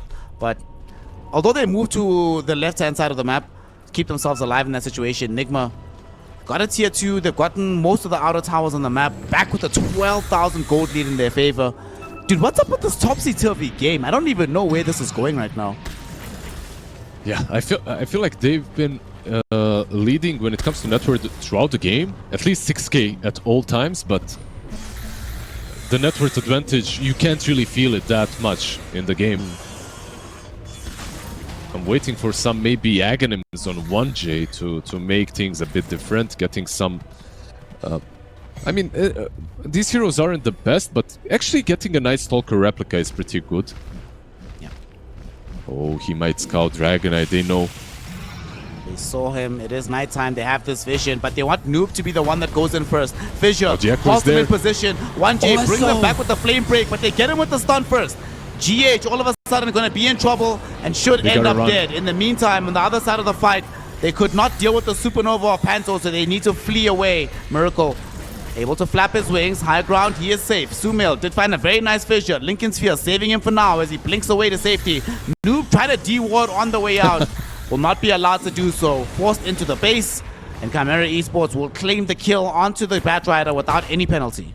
Yeah, he's such a Chad going for that D-ward right there. Noob Like, he knows everyone is coming and he still stops just to hit the observer board. Miracle wants to go in. Once again. Does have Noob next to him. They trigger the gem onto the high ground, so they know there's no wards here, so they would be invis with this move, but they opt against it. Little do they know that had Noob made that jump, or had Miracle made that jump, that the Timber was actually all by his lonesome. He definitely would have died there. Yeah, there was a cliff ward there that just expired, so it caught Sumail with the last 3 seconds, and because of that, Timber TP's back, Lycan goes back as well. They were scouted, unfortunately. For Nigma, this nighttime is going to pass without a big fight.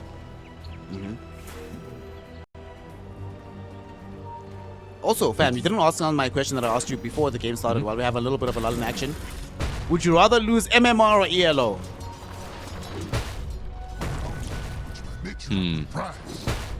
I think... Or rather, to make it more specific, would you rather lose 1,000 MMR or 1,000 ELO in chess? Oh, definitely 1,000 MMR.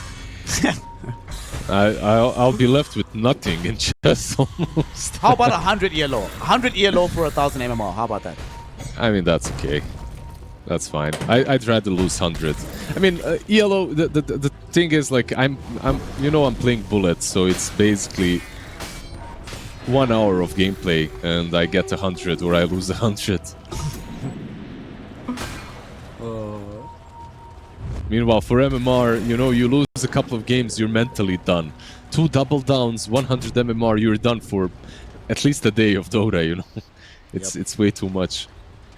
You go play Turbo, you go home and be a family man. Sumail, by the way, has enough gold almost for a refresher. Oh, they're going. Indeed, a big fight. Soulbind onto Night Stalker and the Magnus, but they still get the skewer into the crevice. It's 1J and TA2000. First on the fall will be 1J. Noob gets the RP on the backlines, but the Supernova triggers before he can find an additional skewer. Noob will end up dead, giving up a gem in the process. Towards the north of the fight, Miracle able to finish off 1J, but might not escape from this because Lorinov in with the wolf bite from the Lycan. Him and TA2000 just doing way too much damage. A double kill for the Timbersaw. Only one surviving is Sumail. He has the Aghanim Scepter, but even that might not be enough. He's inside the base. Buybacks have been forced. Lorinov, can he get out of this one? But now he's still alive, but TA2000 blinked in and finished off Sumail all by his lonesome. The dataless damage of the Dragon Knight, too much. Yeah, 12k advantage into a 4k disadvantage for Nigma. They buy back on the Shaker, but they kind of have to buy back everyone if they want to hold completely. These heroes, they're just not enough. And do you really want to buy back? They don't have Aegis on the bright side. They don't have Aegis. Yeah. They do have cheese. No Aegis, like you said. That Timbersaw Wolf was very scary, though. I'm very proud of you. Yeah, do you see the difference in these fights, though? Like, the main difference that I'm seeing is CHIMERA, they're just popping their ultis and going in first. It doesn't even have to be great. Like, the initiation doesn't even have to be amazing. As long as they don't get jumped on, they're winning these fights. Now they're gonna get another refresher shard together with the cheese.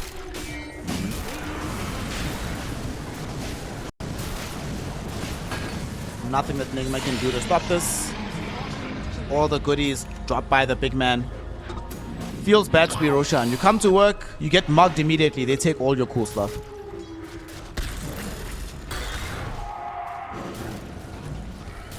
By the way, did you see when Dahak picked up this Desolator on the Lycan? Oh, I didn't. This has to be... That has to have been the most recent purchase, right? Yep.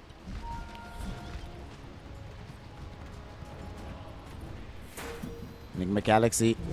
Now all of a sudden 10,000 gold behind the side of CHIMERA Esports here in this grand finals. They still haven't lost too much on the high ground. It's only a tier 3 tower that's been taken. And we've already seen just how hard it is to push into Batrider, into Magnus, into Earthshaker. If these heroes are all alive, even with an Aegis, I feel like if I'm CHIMERA, I want to be very careful about approaching the high ground. Yeah, the high ground push is difficult. But everything else does not feel that way for me, if you're CHIMERA. So if you force a fight outside of the base maybe first, that would be perhaps more optimal approach. because they do have refreshers, right? You have one on Mag, one on Sumail as well.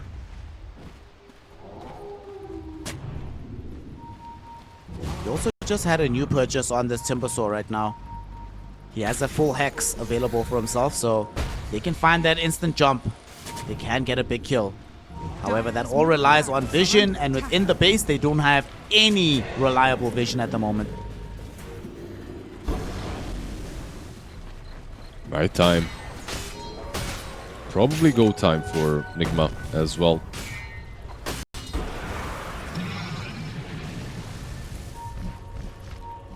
BK, look how big this guy is. Swift Blink, Daedalus, BKB, SNY, Satanic, Aegis, Havoc's Hammer as the tier 4 neutral item. Crazy strong Dragon Knight.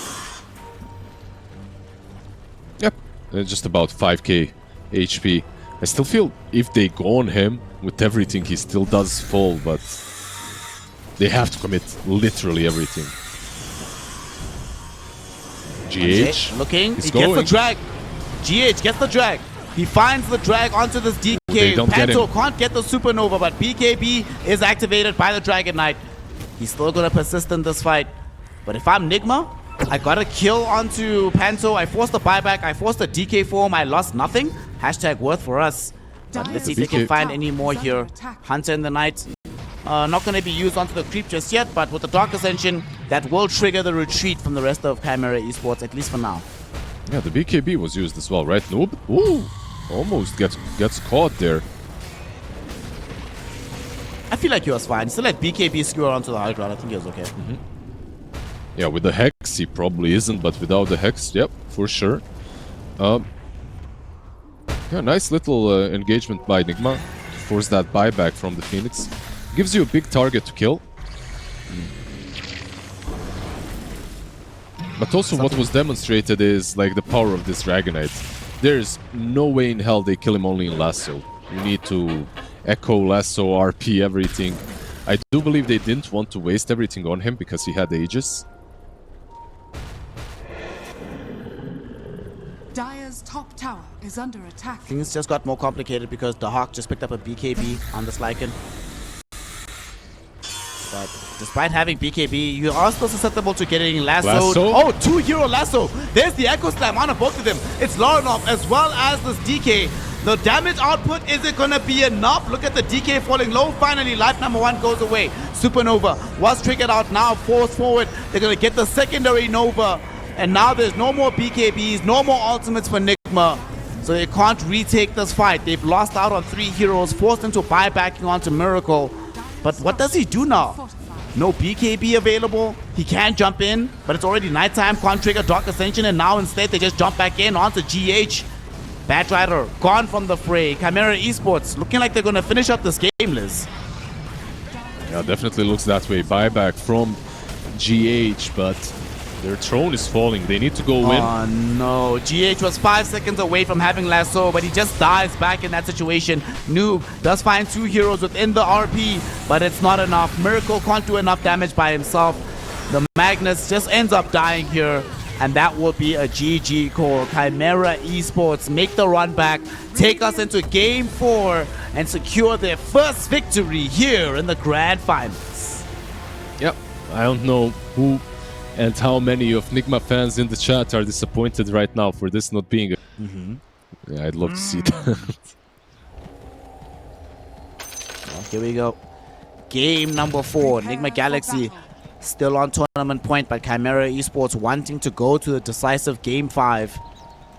Nigma certainly know that they have their work cut out for them. They've seen how these qualifiers can go. They've gone through this with being on tournament points and getting reverse swept. This would not be the first time it happens to them, unfortunately. Yeah, let's keep the traumas aside. You thought to tame And hope for the best here for Nigma, because, you know, I would like to see some Nigma fanboys in the chat again. OG, they're making it. It would be nice to see Nigma make it, maybe even Secret make it with their new South American player, you know. It would be a nice resurrection of old school Dota. 30 seconds to battle. Because you can say many things about these old school teams, but they still have a fan base, and they managed to keep contact and keep close to the fan base that they made through the years. A bunch of these new stacks, like, I don't know how you feel about them. Some of these new teams, like, you win a big tournament, like, all right, cool, thumbs up, you know. There isn't like that big of an engagement and emotions involved as well. I will say, I will give credit towards, in particular, Team Liquid and Team Spirit, who have been trying to reach into that old school engagement to keep people as rapidly involved as possible. And it works, right? If you see a Liquid or a Spirit game, the chat is absolutely replete with their DGen fans who will not brook anything but absolute victory. That's what we want in Dota. So I agree with you that like more of the old school teams were better at it, but we still do have a couple of teams plying their hand at this type of propaganda farming in the mainstream.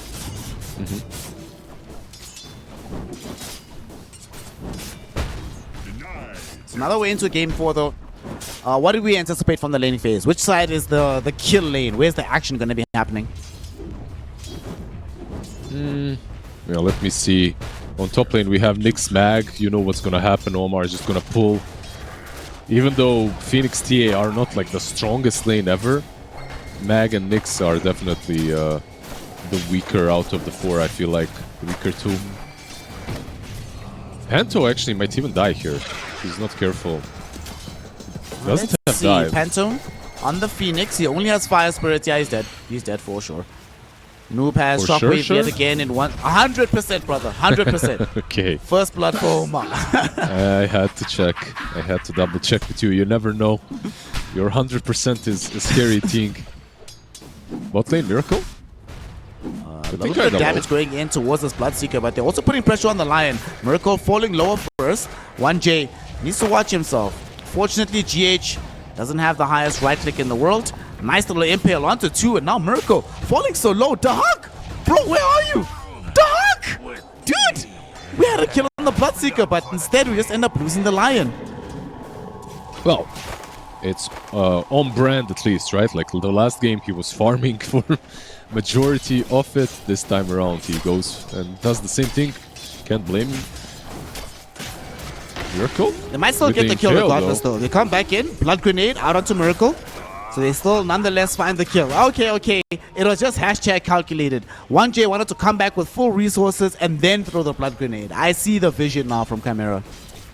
You know, sometimes you work so hard to stay alive and get the kill, and then you die in such a cheap way. Like this death that just happened, it's so... I don't know. So underwhelming.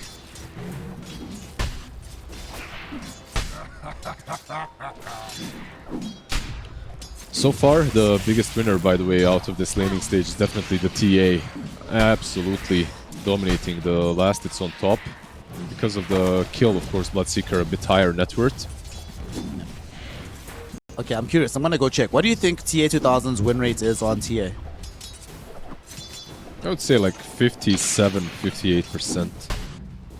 Alright. All of you in chat, let me know while I go check the research. He says Is it 57, pub? 58%. Pub or esports? Pub or esports? No, esports. Pub. Esports. I don't know esports. I'd say pubs. Pubs I'd go with like 58. Esports I'd go with much higher. Okay, I'm gonna check like maybe both of them 60, 64, 65. Alright, let's check. In pro games, my man has 75 pro games on Templar Assassin with a 68% win rate. What was that? 3-4% off? Yeah. Yeah, you were very close. Yeah. What about pubs? I'm going to check now. In pubs, where's Templar Assassin? Mid lane, Sumail. Okay, Yep. we do have a small engagement here. Sumail in a little bit of danger, but still gonna be alive for now. They want to chase onto 1J. Loranov had most of his HP pool taken away. And Sumail just happy to be like, well, I'll finish off these creeps. Omar I've been might kept be alive, dead here, I'm fine. actually. Omar, Fire Spirits should take him out.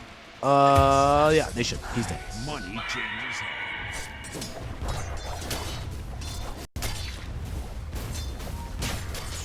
hands. So, Alright. the pub stats? Pop stats, his last 4 games, 100% win rate, of course. But in general, like TA? I'm going to check now because there is still a little bit of action on this map. No, we're good. GH won't die. GH will stay alive. Pop stats, 58%. Not bad. 58? Yeah. Dude, did I guess the exact number? You guessed the Nice. exact number. Yeah, Nice. Well done. Pubs are obviously more difficult than pro games. 68% pro games, but pub games only 58. By the way, 58 is still very solid. It's really good. Another trivia question. Do you remember his first name that he used to have before he became TA 2000? What do you mean? TA 2000 is his first name. He changed it No. after. Wait, was he naive after? Did TA 2000 come first? Of course, man. Naive is a guy that I didn't have muted. TA 2000 is the guy that I had muted in pubs. That's the difference. He was very annoying in pubs. Very, very annoying back in the day. Oh, it's so funny. I was like, the first time I was casting him a long time ago when he was naive, I'm like, who is this guy? He's really good. Then I see it's TA 2000. I'm like, god damn it. But no, all jokes aside, that was so long ago. Sumail is actually being no domed jokes, by Panto. Sumail is being dove by Panto. He does have a magic wand ticking lower, 100 HP. Panto will end up dying and Sumail will not. They will manage to get a kill onto Omar though. So support's being traded here. Alright, Nice that's bait. a very nice bait. Sumail though, does he have to go back or does he have to wait for GH to try and help him out? Yeah, probably just refill the bottle on the mid lane, right? He's got level 6 in a creep, so he can Remnant TP back as well if he wants to. Alright. Literally making that exact same play as you mentioned it, so he's gonna be fine. TA, bro, this is a problem. TA is at 50 lost hits. The next highest is 34 on the Bloodseeker. This is not good. Yeah, absolutely dominating the top lane. She hasn't been pressured, touched by absolutely anyone. Echo, mid lane. Even, yeah, still not a kill. Oh, you see what just happened, the Empower onto Sumail? This is what you don't get if you play the Ember mid. You don't get the dataless Battle Fury build. 1Q, 1W just like cleaves through the entire team. You don't get the nostalgia, fam. Don't you miss those old days where Ember could just destroy everybody by himself? What, 5 Battle Furies Ember? Yeah. 5, no. 3 Battle Furies, 2 datalesses, and then 1 set of bots. One set of bots meaning your teammates that you lose with. I know. Now it was a good time to be alive. A crit maybe in there somewhere, right? Some Daedalus crit. You did say crit. Desolator crit. Battle Fury. Good times. Still remember that Eternal Envy game. Oof. Bro. in the Ember. The Shanghai Major. Sama winning his only major to date. Yeah, that was some incredible stuff. I do still think that the best carry Ember Spirit I've ever seen in my life though came at TI7. Was it TI8, sorry, with Ana on his Ember. That was in that upper bracket final against LGD. That was some absurd gameplay. Yeah, Sumail definitely making some strong case for himself and his shape with his last couple of Ember performances versus CHIMERA, but yep, let's see what he can do in this game. He's level 7, no rotations as of yet. Noob, top lane. Almost falling low. He's gonna tick out quite a lot to the Fire Spirits, but with the GH help, he should be able to stay alive. Panto, all of a sudden, is the one that's in danger. Will Icarus dive away? But Noob has Skewer, has RP. Panto dead to rights, attempting to TP out, but the Skewer cancels it, and they should find a free kill. Omar does die on the other side of the map though, so CHIMERA, don't just walk away with nothing on the map. Radiant's middle tower is under attack. The Huck, by the way, again, pack leader, same thing once more, same build as well. This time around, no Night Stalker, of course, to eat his creeps, so maybe a little bit easier. Haste. Still chillin'. Smoke up right now by Nigma Galaxy. Don't wanna try find something on the map. Sumail heading forward. Let's see what they're gonna be able to catch here. Haven't been broken by Laranov just yet, so they should find CA2000. Can they get to him is the question. Sumail, his smoke will break. He'll know that the enemy is in front of the him. chains miss. The searing chains will miss, connecting only onto the creep wave. So unfortunate for Nigma Galaxy right there. Yeah, his smoke broke as the creep wave is going in, so he gets triggered instantly when he sees the creeps. The sleight of chain wasn't on point as well, unfortunately.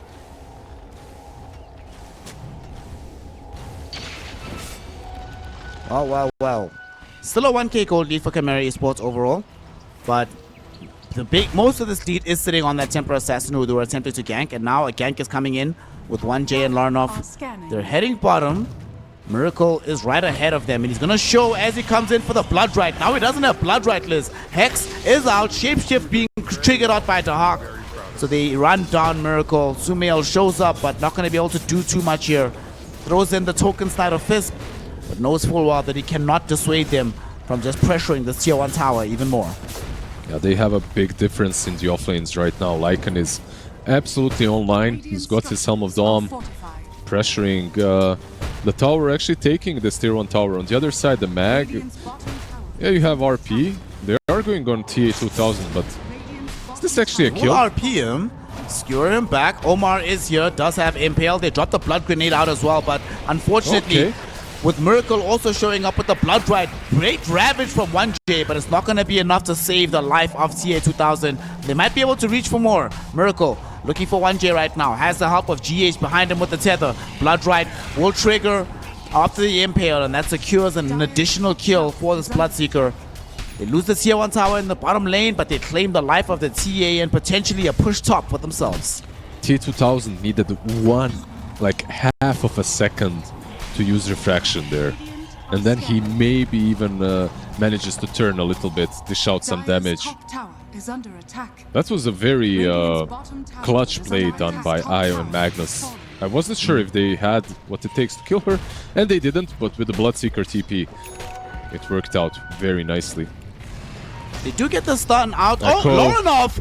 Blink Dagger reveal, baby. That's how you do it. Jumping in, getting the echo, getting the double kill. Beautifully done, Laranov. Who knew that was coming out of nowhere? Yeah, that was... It's a quick blink... I mean, he's had a good lane. 12-minute blink dagger is something to honestly expect. But, yeah, I didn't even see it. Very nicely done by Laranov.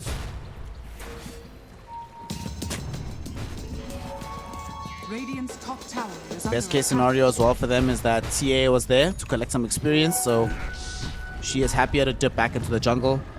Laranov could get caught here because they are moving in towards him. Omar does have the Vendetta, and they would like to find him. Nice dust from 1J. He doesn't even get caught. Dude, they actually might just straight up kill this Nyx Assassin instead. CHIMERA Esports, that was such a sick play from them. Very nicely done. They had one sentry in the river, I believe. Maybe they clipped him with that one, but the chains once again did not connect. They went on the illusions. They didn't connect on the lion. They know that Mag is around. They see him under the ward. Kinda hard to go for him, even though they have finger. They want to use the wolves, maybe to break the blink, and then they can go. Yeah, wolves scouted though. Yeah. Laranov just gonna show himself in the wave right now. He actually gets... Yep. Okay, listen to the question. What was more embarrassing? The TP out early game in the previous series, the previous game with the Phoenix, or being able to just blink right past the RP like that? Well, Nick's gonna die once again. First and foremost, let's bid farewell to him. But it's not only the RP, it's also the relocate, right? So they wasted 2 ultis mid lane. Went out to Panto. Panto's fine, but that might not be true for the IO. GH eliminated by Laranov, who is having the game of his life on this Earthshaker. 6-0 and 2, 14 minutes into the game. He's absolutely destroying them. And it's not only that he's destroying them, it's Sumail isn't having a game. Like, the Ember so far hasn't really been able to connect onto anything. He's got 1 assist to his name and that's it. Does have some farm, he's getting his Mage Slayer, but this game will not get much easier for him as time passes by. Eventually TA gets a shard as well, that's an additional silence. You're playing into a Lion eventually with the Blink. They need to start making plays around this Nyx and Ember immediately, and once again into a sentry. They at the very least saw TA, but oh my god, she went in for the Blink Dagger instead of getting like a full Hurricane Pike or a Deso that keeps her alive. We'll have a Shapeshift being proc now as well. They perhaps want to chase onto this Nyx Assassin in the river, and they should be able to find him. Fissure will be out. He's being chased by these Lycan Wolves. Unfortunately though, this is pack leader. It's not Alpha Wolf, so you don't have the hamstring. You don't have the movement speed slow. Omura's fine. Yep, Helm of Overlord, by the way, already completed on the Lycan. Radiant's middle tower is under attack. Kind of a big item for minute 15, you know, to deal with. Yeah, I'm not sure. Like, I'm looking at Nigma, and I don't see where the plays are gonna come from. Miracle, he might just fall here. Might indeed, as he gets jumped on. There will be a supernova. Very hard to deal with. There will be a relocate though. Dragging these hero to safety. Ayo will come back directly into their death. Tier 2000 will dutifully wait in the meld form. The Hexer's out. They even get the finger of death. 1J wants to put his legs on the desk, so it behooves him to get the finger of death kill. Radiant's top tower is under attack.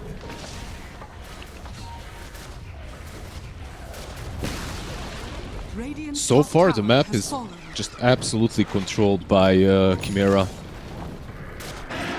And it doesn't even look like Nigma are ready or able to contest them in any sort of way. Every single time they used Vendetta, it got repelled. Like, Nyx has 5 deaths to his name already. Out of 11 kills, he's died 5 times. So half of his team's deaths, more or less. For me, the super scary part is the fact that Nigma Galaxy, if you look at their items, Sumail right now sitting pretty with Phase Boots, Bottle, a Mage Slayer, and some raindrops. We have a Mjolnir available with Phase Boots on the Bloodseeker, as well as a Blink Dagger on the offlane. If I'm looking at this draft list, these are the items I want to be able to go with. The fact that I can't make plays on the map despite getting these item timings not super late, this does not bode well for my progression into the mid game. Yeah, true that. Needs to be said that they just got the Mjolnir and the Mage Slayer. They just finished them. One big item, of course, or not one, just a big item for everyone on the side of Radiant will be the BKB. The game becomes a bit easier. GH will be able to at least TP out here, yep. Panto. Panto not going to be so lucky on the Phoenix. Panto just dead. We have the Ethereal Spray. In the meantime, though, he has sacrificed himself for the cause because the rest of the crew are inside the Roshan pit. This is also a Desolator that Tia has. Bro, this is like the classic timing, right? 18 minutes, Blink, D-Lance, Deso TA. By the time we get to 27, 29 minutes, she has the second one. Feels good to be CHIMERA right now. Yeah, absolutely. Everything is working out for TA 2000. 10k net worth, 18 minutes in. Nyx. There is a sentry. Oh, not just a sentry, there's a dust as well. TA 2000 blinks away. They commit to RP solo onto the Lycan. There will be a supernova. They haven't started hitting it just yet. It's going to trigger soon, Liz. TA 2000 already brought down both of these supports. The supernova stuns the Magnus in his tracks. Lycan able to get the chase down. By some miracle, Dahak is still alive. And meantime, Loranov gets caught or gets a catch onto the Sumail Ember. What the hell? 4 heroes gone? He caught him retreating, which means Loranov has a full BKB after that kill as well. This game might be very short, by the way. They're pushing the tier 2 on top lane minute 19. This means that they can stick around for the Tormi as well. It's a very rough performance. Nigma, the way they initiated on top as well. They miss the TA, and then they use chains and RP immediately. They overlap their disables, so they don't even get the kill on Lycan. And also keep in mind that like their kill potential is really low without Bloodseeker at this point. they don't necessarily have a lot of damage. This next assassin still doesn't have Dagon minute 19, so he's not really bringing a lot. Basically right now, if you're Nigma, you're waiting for Miracle to get his BKB. After you get the BKB, maybe you can take a better fight. I'm also thinking that they probably don't want to give them the Tormy, but they might not have an option. Spawns in 10 seconds. But like you said, still no BKB on Miracle. It's flying in off the courier right now. Is it? Where's his courier? Does he has the recipe in his stash? Does he have the Ogax? Oh, he doesn't have the Ogax. Okay. Yeah, no. He doesn't have it. He still needs 700 gold. Panto, meanwhile, gets... Oh. Am I lagging? Oh no. Okay, it looks like all of us have been kicked from the server. Let us hope that this is not a long-standing issue. Okay, we're back. Woo! Phew. Do you remember that space of time where every now and then there'd be like a DC and nobody could reconnect to the game? Absolutely, yeah. Good times. Good times if you're losing games, you know, you get to replay them once again. Can't reconnect, guys. Sorry, I don't have reconnect button. What can you do? Let's reconnect. Let's remake, I mean. Remake lobby. Sorry, bro. It's only happened to me once where there was a game we were winning and we couldn't get back inside. In a tournament, like official setting. Every other time it's just been in pubs, so it doesn't really matter. But we're all back. Everything's cool, and it's a fast pause, so the thing you've often spoken about, how long pauses can detract from your concentration, shouldn't really be a factor right now. We're right back into it. That's a very short one. That's probably 2 Tormentors, right? Ember, mid lane, Sumail. Had to be so careful. Lorenov was... He's fine, of course, but if Lorenov used that fissure earlier, maybe, with the Lion TP... The big problem is now that they've lost so much real estate on the map, CHIMERA Esports will happily smoke again. They're heading to the north side. They would love to be able to find a pick-off and then also steal the Wisdom. Unfortunately, Nigma doesn't have anybody posted up for the Wisdom Rune at the moment, so they're just going to end up giving away the free experience. The bottom one, Sumail trying to steal it. He will get it, and they'll get his one, so just a 1-1 trade. Radiant's middle tower is under attack.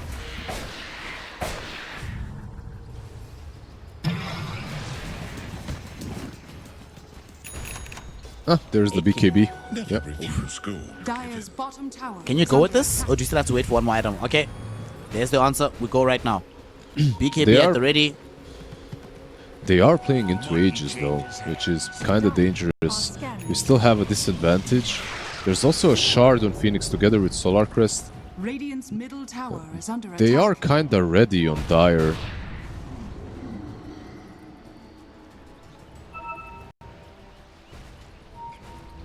They see them. Omar's been trying to scout with his next assassin. They do get the jump onto Panto, but that's an RP for Phoenix. I feel like I want to re-engage right now if I'm CHIMERA Esports. Easy kill onto Omar, no ultimates required to make that happen for ourselves. And you were mentioning in the pre-show for this game how game number 3 was almost entirely played around the Phoenix. Now when you come back, Phoenix will still have Supernova available. Yep. This game, I really don't think it's all about the Phoenix. It's still a decent game for him, but everyone else on his side can also just win these teamfights even without him. They used Vendetta, they used RP, and they used Rupture on him, by the way. So if you're CHIMERA, the moment he's up, you can just go. Gem is also available, by the way, on Lorenov. This Shaker is just absolutely massive. Level 15. Second highest level in the game. Only Bloodseeker and the Templar Assassin are ahead of him right now. GH and the gang do manage to retreat within the base, but CHIMERA Esports still reminding them who's boss on the map right now. And the scary thing is, now we have an Aegis Reclamation project happening. It does kind of suck that we had to reconnect because it loses our Roshan timers until the next one has gone down. But we have 3 minutes. As bot lane, they kill off 1J. Omar able to grab him, but he will also lose his life. Echo Slam. There's Lorenov able to bring down Sumail as well. 2 heroes in exchange for 1. Chimera Esports all across the map will not be denied an advantage. It looked really cool, by the way, by Nyx. Omar, it looked like he's going to prevent them from killing Ember, and they get the line, and then maybe he dies, but it's okay, Shapeshift was used, right? However, Lorenov in good position, just counterplaying that and making it definitely much, much better of an exchange for Chimera boys. By the way, the hack, I don't know if we mentioned it, but he does have a full nullifier and almost a shard completed. So, it's a pretty big Lycan right now. Taking that position 3 in the leaderboards. Arm of the Overlord, Nullifier, Dragon Scale as well. Hard to kill, hard to kill. Certainly, even though Miracle right now, we're all watching him running around with the BKB. That's pretty much his only item. Still trying to build into his SNY right now. Thankfully, the Yasha is en route, so he can get rid of the circlet. Get a Yasha instead. What would you do? Would you get rid of the circlet or get rid of the hatchet? The circlet, most likely.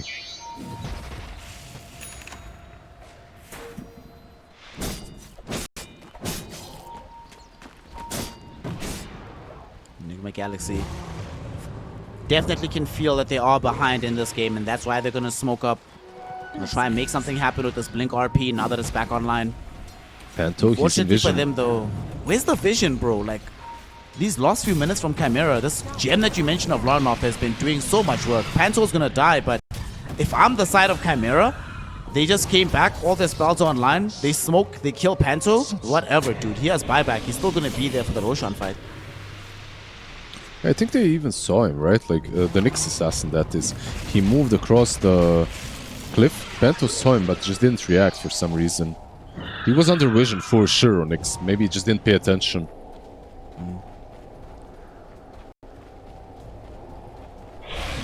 Nonetheless, he'll still be back in 15 seconds. Nigma Galaxy will have to still figure out a way to deal with the Supernova. They do now have the Caius and the Yasha on the Magnus. Yep. Still do have BKB on Miracle with the Yasha as well. And of course, Sumail now does have the fully completed SNY, so a lot of status resistance going to be available for Nigma Galaxy. There's a lot of damage being pumped out by Bloodseeker, and a lot of fast attacks from him, so Diag might not be too big of an issue anymore, like overcharge on top of Bloodseeker. You should be able to deal with it. The question is, are you able to deal with it and also stay alive while TA is hitting you and the hack on his Lycan is hitting you? I was thinking, where is the AC he's gonna bite next? So he's going for AC, and that's where TA just becomes ridiculously strong. Sumail, he's pinged out. He was on a trap. Indeed, but he's not even the main target. What they really want is this Roshan. And now that he's zipped all the way away, they know he's not going to be available in this area. Big man just respawned. Perfect timing for Chimera Esports. They should be able to get this. IO is in the vicinity, but like you were talking about this in one of the previous games, about getting Clockwork into Night Stalker, having some vision to play around with. Where is the vision game for Nigma Galaxy? If Nyx Assassin isn't there, how do they gain any positive information? Yeah, well, it was supposed to be Nyx. It was supposed to be him that's going across the map, giving vision, maybe getting some pickoffs with the relocate, but every single play they've made earlier failed with that Vendetta, so kind of backfired. And now they're Dire's struggling. bottom tower is under attack. Another Aegis, this time being given over with a Roshan's banner as well. Let's see what they can accomplish here for the side of Chimera Esports. 9k gold advantage. They have, what, 4 levels in advance of the side of Nigma. I mean, the scary thing is you still have heroes like, it's still Magnus, right? Magnus, Ember, these are still the kind of heroes that can make hell of your lineup in the late game. So I don't feel like Chimera Esports are going to be just sitting back feeling like this game is unlosable. They still have to play with their A game right now.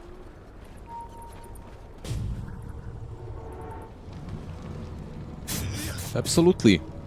You still have to click your buttons properly, but with 10k advantage it becomes much easier. Every 10k is like 100 ping, you know, like you can have 100 ping more and still, like, you can be a bit slower, you can chill, and then when it's like 30-40k you just can play with one arm. feet on the table, one arm. Feet on the table, so you're a 1J enjoyer, I see. Yeah, exactly. By the way, have you been able to feel the impact from this GHIO in this game? It feels like this hero hasn't necessarily been able to fully leverage what he's really good at, especially in the hands of such a master as him. I mean, IO is more about the team than it is about him. You can't really feel the impact of IO if your team isn't getting like some pickoffs on the other side. Dire's bottom tower has fallen.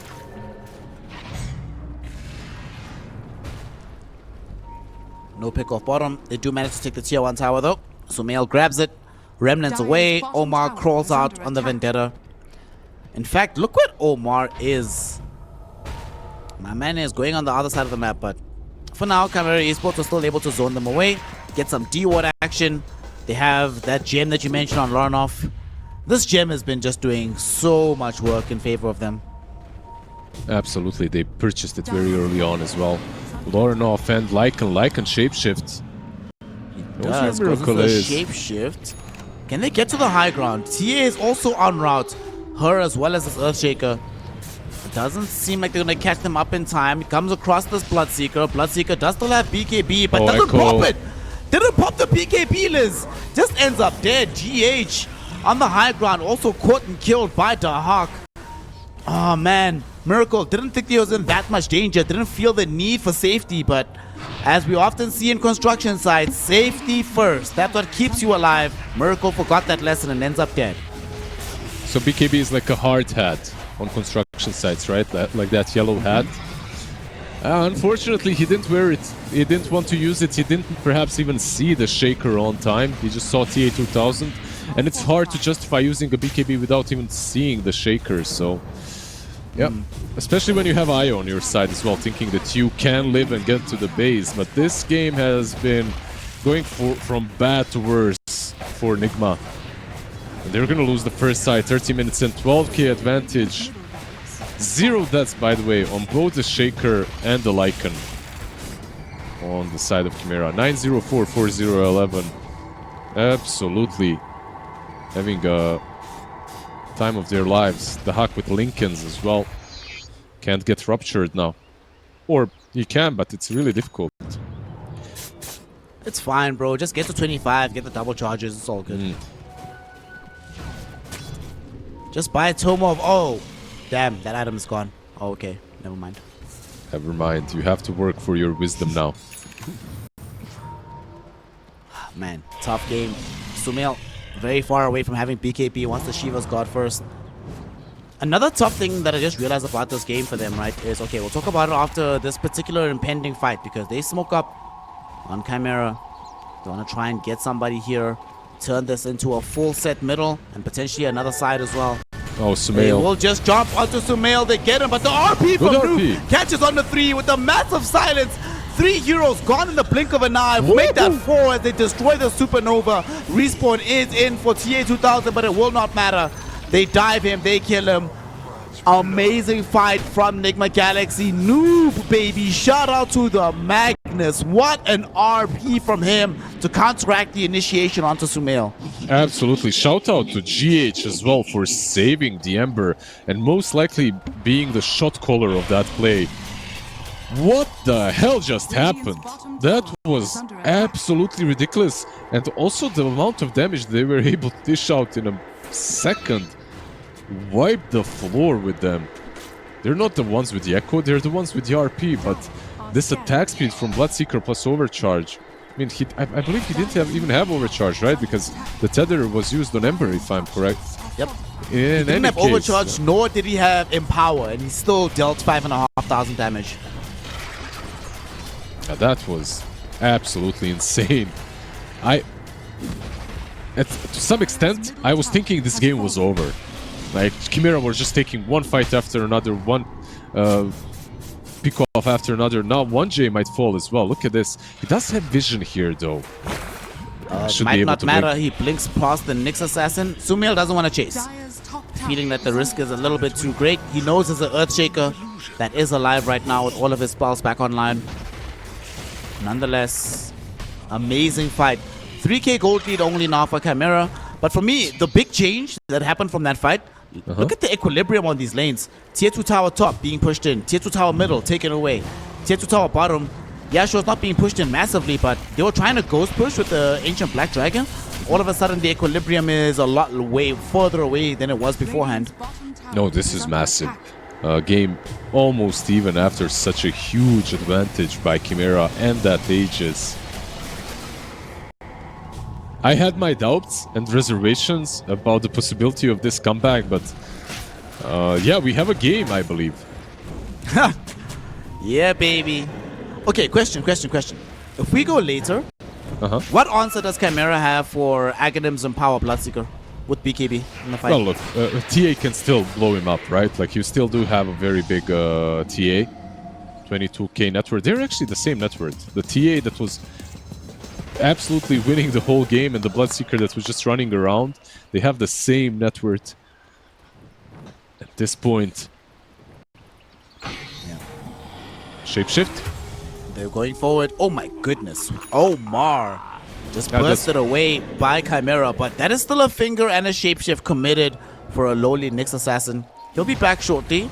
There might be a Roshan around the time that he respawns though, so Nigma have to be careful about their positioning on the top side of the map, because that's where Roshan will most likely be moving to as soon as he comes back. That's something we got more used to, right? Like them picking off the Nyx, killing them off. So what worked for Nigma last time is to set up a bait, either on Ember or on Bloodseeker, and then fight off of that. So maybe Nyx Assassin can be that one next time, because he's the one getting picked off very often. He's got a lot of deaths to his name, 9 deaths on the Nyx Assassin. By the way, full Abyssal on the Bloodseeker. He's not your casual answer to the TA, but he's got a lot of instances of damage. Like, he's attacking really fast. On top of that, you've got Mjolnir as well, so...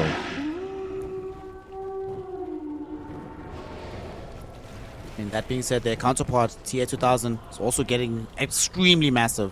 Silver Edge, 14 Deso stacks, Hurricane Pike, Blink Dagger to be turned into a Swift Blink later, and of course, building into a Daedalus right now. This hero is still, like you said, can still eliminate targets, but not my main concern is, brother. My main concern, I still don't see a BKB. He can still get chain disabled 100-0. Shaker, As Sumail, he caught the Earthshaker. Lorinov gets caught. He does have BKB, but it will not matter. He pops it off the Miracle, runs on top of him to bring him down. Oh, that is the worst case scenario, Liz. They lose 2 heroes. BKB was expended. Noob was thinking about the blink forward into the RP, but did not see the Hawk. Only saw Panto. Didn't want to commit spells for just a lowly Phoenix. Yeah, he didn't want to go in. Maybe there's some counterplay with buybacks, but... Ooh, that was so tempting. They didn't see him. He was still under smoke. Radiant are scanning. Keep in mind, Rosh will respawn in just over a minute, so... No such luck on Nigma to run into the pit and have that Roshan waiting for them. They actually will have to at least have a proper fight versus the Shaker.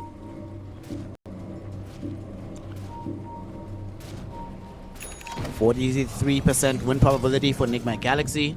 Nyx Assassin just picked up an Aeon Disc. We've seen many times this Nyx is dying too early. Sumail, very far forward with this Remnant, but not feeling fear because Noob was right behind him, ready with the Blink BKB RP. And CHIMERA Esports also fully aware of this, so there's no way they're going to make that jump in that situation. Yeah, he's never alone, right? Not only because there's Magnus next to him, there's also Relocate, but here we go. They smoke up. They don't know if Roshan is up or not, so they have to run in. Of course, he would have screamed, but 1J, when I get that smoke broken. Omar breaks the smoke.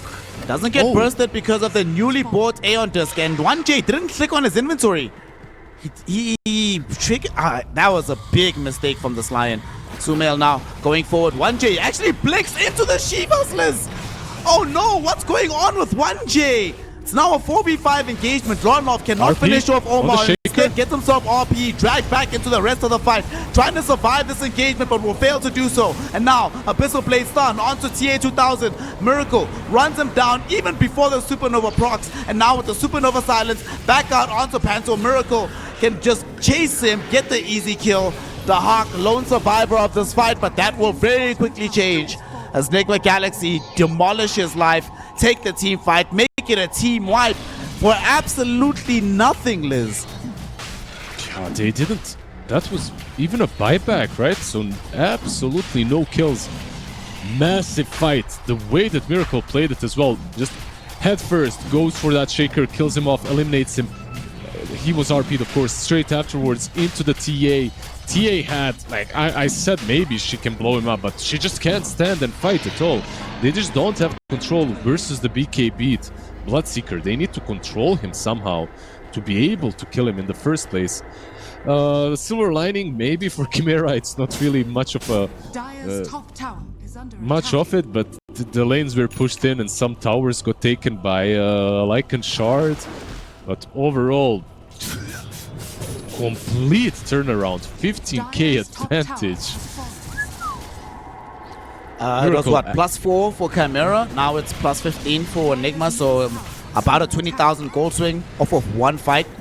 And you know, I was mentioning earlier how scared I am of this lack of BKBs, but Larinov is the only BKB carrier on his team, and doesn't feel like it's enough, honestly. I feel like this TA and the Lycan, we saw in that last fight that without the BKBs, you can have all the items you want, but this Magnus, this Ember, this Nyx Assassin of Omar will just control you so much you can't do anything. Yeah, they're absolutely being controlled for sure. I feel like one that can justify it maybe is the TA, but the Lycan probably cannot. In any case, these fights are looking much easier for Bloodseeker now, and keep in mind he's got Aghanims. He's got Aghanims now. He got it from Rosh. He's got Aghanims and possibly a Swift Blink very soon. Okay, I don't play IO, right? But if I'm correct, if you have Holy Locket, Sange, Mech, don't you heal faster than the Blood Mist does damage to the Bloodseeker? I believe you do at this point. You probably do. Radiant are scanning. Oh boy. So you have an Immortal Bloodseeker on the front lines with BKB Aegis, Swift Blink, Abyssal, Mjolnir. Yeah, you still have Larinov ready to put out his full salvo of spells, but Dire's bottom tower has fallen. TA 2000 still wants Swift Blink, but crucially they still want BKB from one of these other cores. I'm not like I'm looking at the other side and what are they buying? Like what are these big items that are coming up? Sure, okay, you have some Aeon Disc on Phoenix so he can use his egg, but his egg was they don't really care that much. They let it go off. Shaker, one big difference maker truly is the Shaker. Like he hasn't been able to initiate properly. Like these team fights have never been centered about around his big echo. These last 3-4 team fights, they have all been lost. Because he gets gone on, not the other way around. Nigma Galaxy still playing with an Aegis, deciding how they want to approach the next phase of the fight. That is the one thing that sucks about their draft, is that going high ground is difficult. They are very afraid of getting caught out by this Earthshaker. What's the point of the Aghanim's Lion, by the way? Top lane Ember, they caught him. Oh no, he's fine. Is he? Not fine, actually. He's not fine. He's not fine. He's being He's chain fine. disabled. He's fine. He's fine. I was right the first time. He's okay. Dire's bottom tower has fallen. Gets sipped as well because he just goes back to base whilst they were just pushing. Oh, that was actually the smart play. Sumelo's creating space. Now he's back, full HP, had a remnant down. There's no echo. First How lane do you of fight Rax should this fall now? in favor of Nigma Galaxy. How do you fight this? Shiva's God just to zone them back and to disable some Blink Daggers. They've gotten the melee Panto. Rax. They forced the Aeon Disc out of Panto. Even forced the Icarus dive from the Phoenix. He might still die. Ember is going... Oh, that was so close. 80 HP on the Phoenix. Almost killed off by the Ember. They understand that they literally cannot fight this. Without the Echo, the kill potential... Oh, okay. Rupture is there on TA 2000. They want to just try and finish off this melee Rax. Larinov jumped in. He gets himself RP'd for his troubles. He didn't get off in any of the chain disable that he wanted. Didn't get off a single spell because of that Abyssal Blade. They end up losing to Hawk and Panto as well. They want to try and take the rest of this fight. TA 2000 hoping to hold his ground, but without a Lion here, playing 4 versus 5, how do you defend? Second lane of Rax just taken away by the Nigma boys. We are so close to seeing Nigma on the land once again. And in such crazy fashion where they were absolutely losing the game 1 RP, switching everything from 12, 15k disadvantage to 30k advantage. Now Magnus, of course, with... Look, I respect the Shaker attempt. He goes in, he jumps, but without the Echo, they had 0 chances of killing Bloodseeker even once. And he still had that Aegis. 20 seconds remaining on it. He won't have it for the next fight.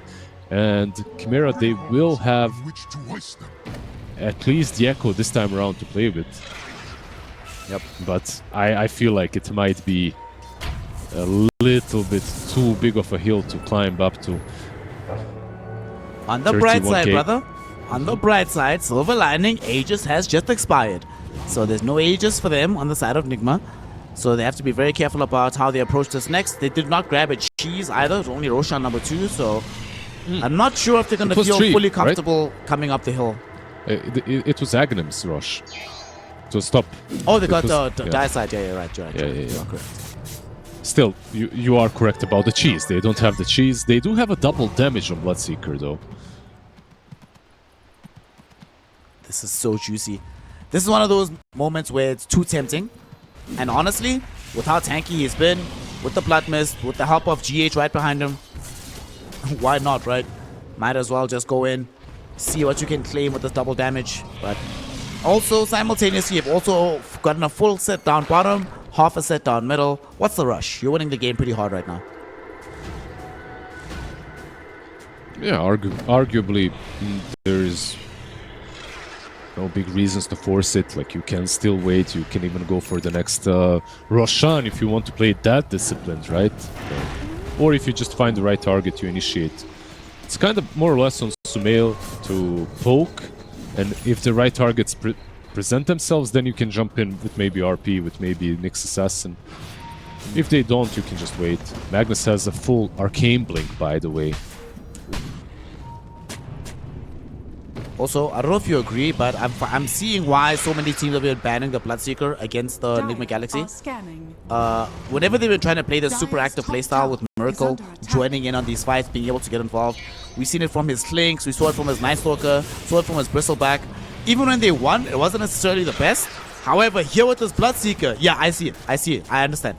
There's a reason he's been involved in the most kills of his entire team at the moment outside of GH. Yep. Keep in mind that they were losing this game quite heavily at the beginning. It is a massive comeback from them. But, yeah, this Bloodseeker is, yeah. Sumail is in.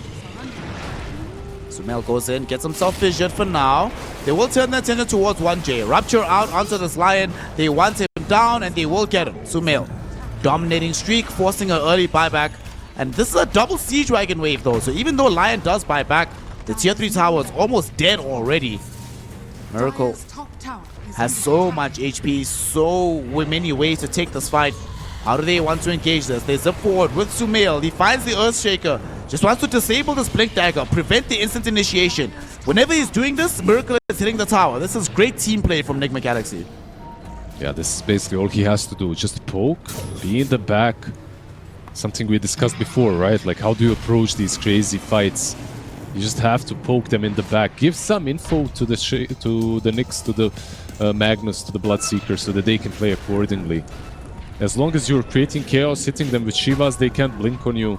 But T8, she does have a Rapier, so you have to respect that, right? Like, there's a lot of damage coming through that TA.